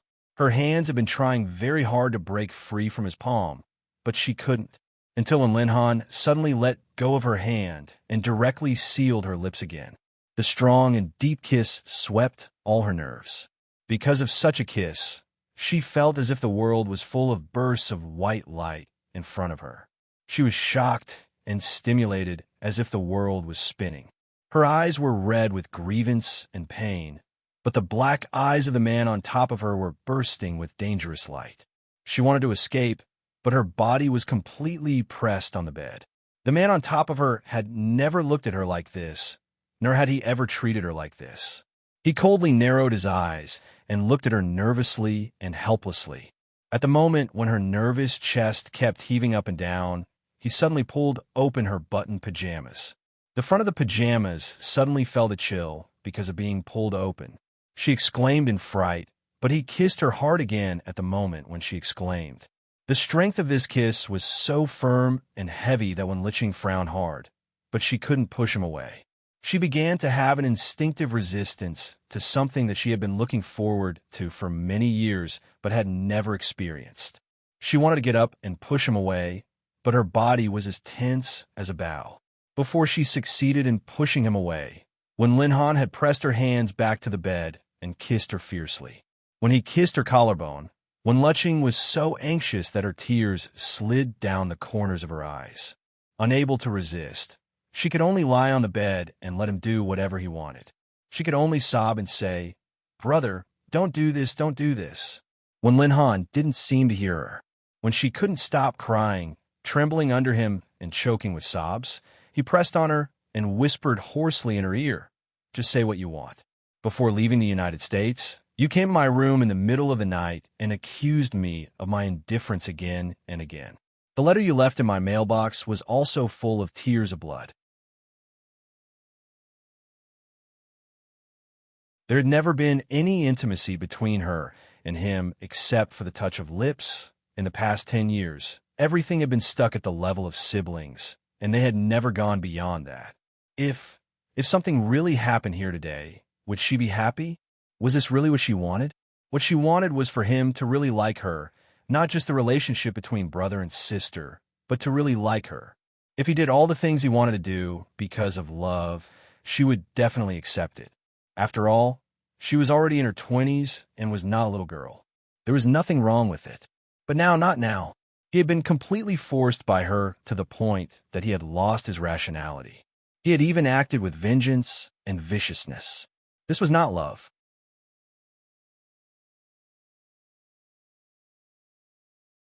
Chapter 11:16. The knocking on the door outside became more and more urgent. When Lin Han had no intention of letting her go, but bullied her even more fiercely. He pressed the woman's soft body under him and asked himself again and again in his mind. He wanted to see her again and again, but he also wanted to know how she was doing. She cried her heart out in front of him, begging him not to get engaged to someone else. The letters she left in the mailbox were like knives, tormenting his sanity. Who was crazy? When Lin Han closed his eyes and once again occupied her lips that had been kissed red and swollen, sucking mercilessly with a force that almost robbed all her breath. When Luqing trembled helplessly under him. When Lin Han's hand invaded her open clothes again. When Luqing suddenly shrank and abruptly turned her head away. But the man on top of her bit her ear, as if he had been forced to the extreme, or as if he was taking revenge when he was venting his emotions. She had no strength to resist at all. Her eyes were red, and her tears fell on the bed. She choked and said, "Why are you doing this, brother? Why are you doing this to me?" When Lin Han did not speak for a while. After a long time, he seemed to barely suppress the desire in his body that was about to collapse. He suddenly put his hands on both sides of her body and slowly lifted himself up. He lowered his black eyes to look at the clear fear and sadness that flashed through her eyes. He still lowered his voice and said coldly, "I should be the one asking you. Why do you like me? Why do you force me into a desperate situation step by step?" When Luqing sobbed, "I just said that I will never force you again. I will stay far away from you in the future. I will never." "It's too late," the man suddenly said. His voice was very soft, so soft that she thought she had heard wrongly. She stared at him blankly, but he stared into her eyes. His voice was very low, but even though it was soft and low, it still forced its way into her ears. When Luqing's breathing suddenly stagnated, and she looked at the emotion that flashed in his eyes in disbelief. "When you were 18 years old, I could still tell you rationally that everything was impossible. When you were 23 years old, I told you to be rational. I would never fall in love with you and told you to be my little sister. When you were 25 years old, I was almost dragged into the abyss by you. Now, when you're almost 26 years old, you left me such a long letter. You cut my heart piece by piece. Do you think it's too late for you to retreat now?" When Lin Han looked down at her, "I can't give you a reason to hide and cry by yourself. Nor can I watch you drink so much even though you know you will be allergic to alcohol. You indulge yourself, but I can't watch you destroy yourself. If you really want to sink into depravity." When Lin Han looked into her eyes, although his face was calm and cold, he said seriously and clearly, "Don't hurt yourself anymore." Tears fell from Wen Luqing's eyes. Don't hurt herself anymore. So in the end, it was because of what she did that he was forced to this point. His words were full of his heartache, but he didn't respond to her feelings. In the end, he was still forced to this point by her. Wen Luqing closed her eyes. She suddenly remembered Hong Kong and Taiwan movies she watched when she was a child, in which Shaoqing seduced Fa Hai in front of Buddha. In the end, it was just because she couldn't get it and he couldn't get it. What he was loyal to was the rationality in his heart. She sniffled and wanted to laugh, but couldn't. She wanted to cry, but couldn't.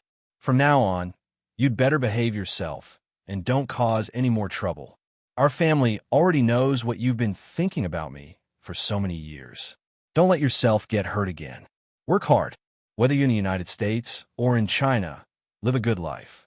If you want to be with me openly, you should make yourself stronger and be able to withstand all the rumors and slanders from the outside world. You shouldn't be like this, where a little bit of emotional frustration can knock you down. Wen Liqing opened her eyes and looked at him, but she didn't speak for a long time. Do you understand? Wen Linhan looked down at her and stared straight into her eyes. What you should learn is to grow up. Her lips were still a little numb, but his words were so cold that it felt like an iceberg had fallen on her body.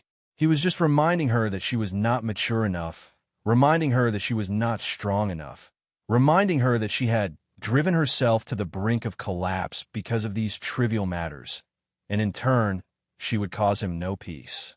Wen Liqing lay there motionless, her hands clenching the quilt under her stiffly. Looking at the man's open shirt collar and his collarbone, her mind buzzed. The knocking on the door outside became louder and louder, and even Wen Liqing's cell phone on the sofa outside had already rung at this time. Wen Liqing still lay motionless on the bed. She didn't have the strength to get up, and could only look at him almost blankly. When Linhan, however, turned his eyes away and couldn't bear to look at her eyes anymore. He suddenly got up, left her body, got out of bed, and walked out. Although she didn't have any strength, she knew that the person who came now was probably the senior brother. If the senior brother saw Wen Linhan when he entered the door, she didn't know what would happen. Wen Liqing hurriedly struggled to sit up on the bed, barely gathered her clothes, got out of bed, and staggered out quickly. When Linhan walked over and opened the door, the senior brother standing outside the door looked at him and paused. Then he saw Wen Linhan's clothes, which were not as neat as usual, and seemed to see some wrinkles that had just been pressed out. The senior brother frowned slightly. Dr. Wen? You? Wen Linhan was expressionless and his eyes were cold. What's the matter? Is Shaoqing inside? The senior asked directly. As he spoke, he glanced at the living room behind him. I just called her and heard her phone ringing. Where is she? She is inside, but it's not convenient for her to see you today. Wen Linhan said lightly and was about to close the door blankly. However, the door was suddenly blocked by the senior brother at this moment, and at the same time, he looked at the man in front of him coldly. Dr. Wen, it was Shaoqing who agreed to let me come to see her on the phone. She just called me less than an hour ago. Is it convenient for her to see me now? I think Dr. Wen is not in a good state. Is something wrong with Shaoqing? Let me in and take a look. As long as I'm sure she's okay, I'll leave immediately. I'm here. What can happen to her? When Linhan's cold eyes were full of impatience, he glanced at his hand blocking the door. Take your hand away.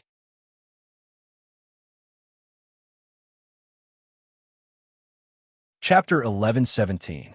The senior brother stood there and didn't move. At this time, he saw the woman coming out of the bedroom inside. At first glance, he saw Wen Liqing's messy long hair, her red and swollen eyes, and her lips that looked much rosier than usual. At the same time, he saw that although the front of her pajamas was held by her hands, if he looked carefully, he could still see that a button had fallen out. The woman who was usually spoiled by her family and friends seemed to have encountered the biggest change in her life at this moment. She was so embarrassed that any man could guess what she had just experienced.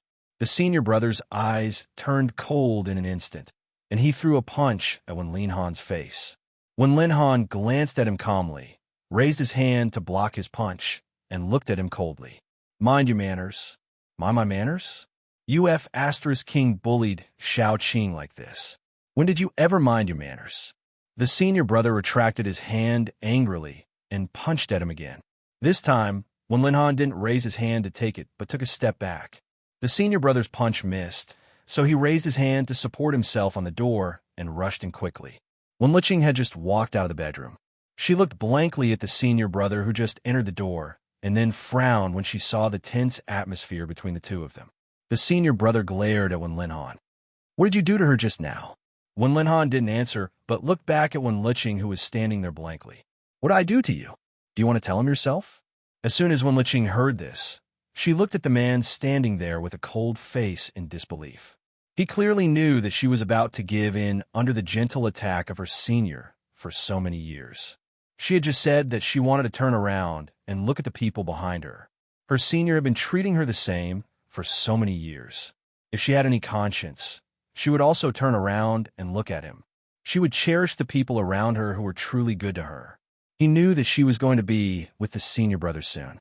But when Linhan, who always wished he could never have anything to do with her, stood here and said such ambiguous words, Wen Liqing turned to look at the man whose face was full of anger. "Senior brother, The senior brother only heard the fear and grievance in her intermittent and somewhat hoarse voice and suddenly punched Wen Linhan again. This time, Wen Linhan didn't dodge, but let him punch him in the face. As he took a step back, the senior brother rushed forward like crazy, grabbed his shirt collar hard, and pushed him to the ground fiercely. He didn't care whether Wen Linhan was good at martial arts or not. Anyway, Wen Linhan didn't resist, so he could beat him up.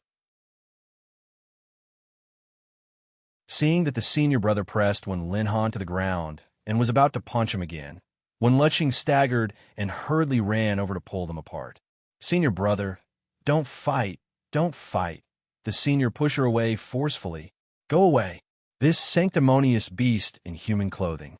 He said she was his sister, but he was such a bastard in private. I must beat him to death. "Senior brother." Wen Liqing was thrown back. Seeing that Wen Linhan really didn't fight back, his chin was punched again, and his clean face looked like a different person because of the red and blue corners of his mouth. The senior brother, who had always been patient with her, was furious at this moment. She hurriedly pulled his hand. "Don't fight. Don't fight. Go away. Little Qing." The senior brother waved her away again. Although Wen Linhan was a doctor, he was a man of more than one. 8 meters tall with an absolutely perfect figure. If he really fought, not everyone could be his opponent. After all, he was tall and strong, but he didn't resist at all. Wen Liqing fell to the ground. Seeing the scene of Wen Linhan being beaten, she suddenly realized that she seemed to be really wrong. She shouldn't disturb his peaceful life. She shouldn't force all her embarrassment on him. If it weren't for her, how could he have come to this point? Wen Liqing suddenly got up and rushed over again. This time, she directly hugged the senior brother who was riding on Wen Linhan and hugged him tightly with both hands. "Senior brother, please don't hit me. It's all my fault. I messed up my good life like this. It's all my fault. Please don't hit him. Please, senior brother, take me away. I'll go with you. Please take me away, senior brother." The senior brother suddenly lowered his head and looked at Wen Liqing, who was crying hard in his arms. Lying on the ground, Wen Linhan's eyes flickered slightly because of her begging the senior brother to take her away. He watched her crying and trembling in someone else's arms. "Don't hit me, really? Please take me away now," Wen Liqing said, holding the senior brother's arms and body with both hands. "I don't need to pack anything. I'll go with you right away, little Qing. Senior brother, I've figured it out. I'll forget him. I've really figured it out." Seeing her crying uncontrollably, the senior brother's anger gradually dissipated because of her tight hug and crying. He raised his hand and put it on her shoulder. "Okay, I'll take you away." With that, he no longer looked at the man on the ground, suddenly got up, and at the same time helped Wen Liqing, who was crying and trembling weakly up. He put his arm around her shoulder and walked out. When he walked to the door, he took off his coat and put it on her shoulder. "Let's go downstairs first. I just parked the car outside. Get in the car. It won't be cold. I'll take you to a place to settle down first." Until the two of them went out the door was slammed heavily outside. The room was quiet. Wen Linhan lay on the ground, motionless, but the heaving of his chest gradually intensified. When he got downstairs, the senior brother opened the car door and saw Wen Liqing standing there and didn't move forward. "Look at how timid you are. When you are not in front of Wen Linhan, you can say anything, but when you meet Wen Linhan, you become timid. Just now, you were so brave in front of him. Didn't you say you would go with me?" Now you don't want to go? Wenliching, senior brother. Okay, don't explain. I know what kind of person you are. The senior side. Get in the car first. If someone else saw you in such a sorry state, they might think that something happened to you. After all, he's your brother and also the person you love. What happens is between the two of you. I can't control it. You've already hit him and vented your anger. Now that you're downstairs, if you go back now, are you sure you'll still have a place to put your face? That you're tuning in to the Romance Rendezvous YouTube channel. We're so grateful for your support, and don't forget to subscribe to join us on this incredible journey through captivating stories. Your generosity through donations truly makes a world of difference, as it's the primary source of revenue that allows me to expand and enhance this channel for you. Thank you from the bottom of my heart for being a part of this adventure.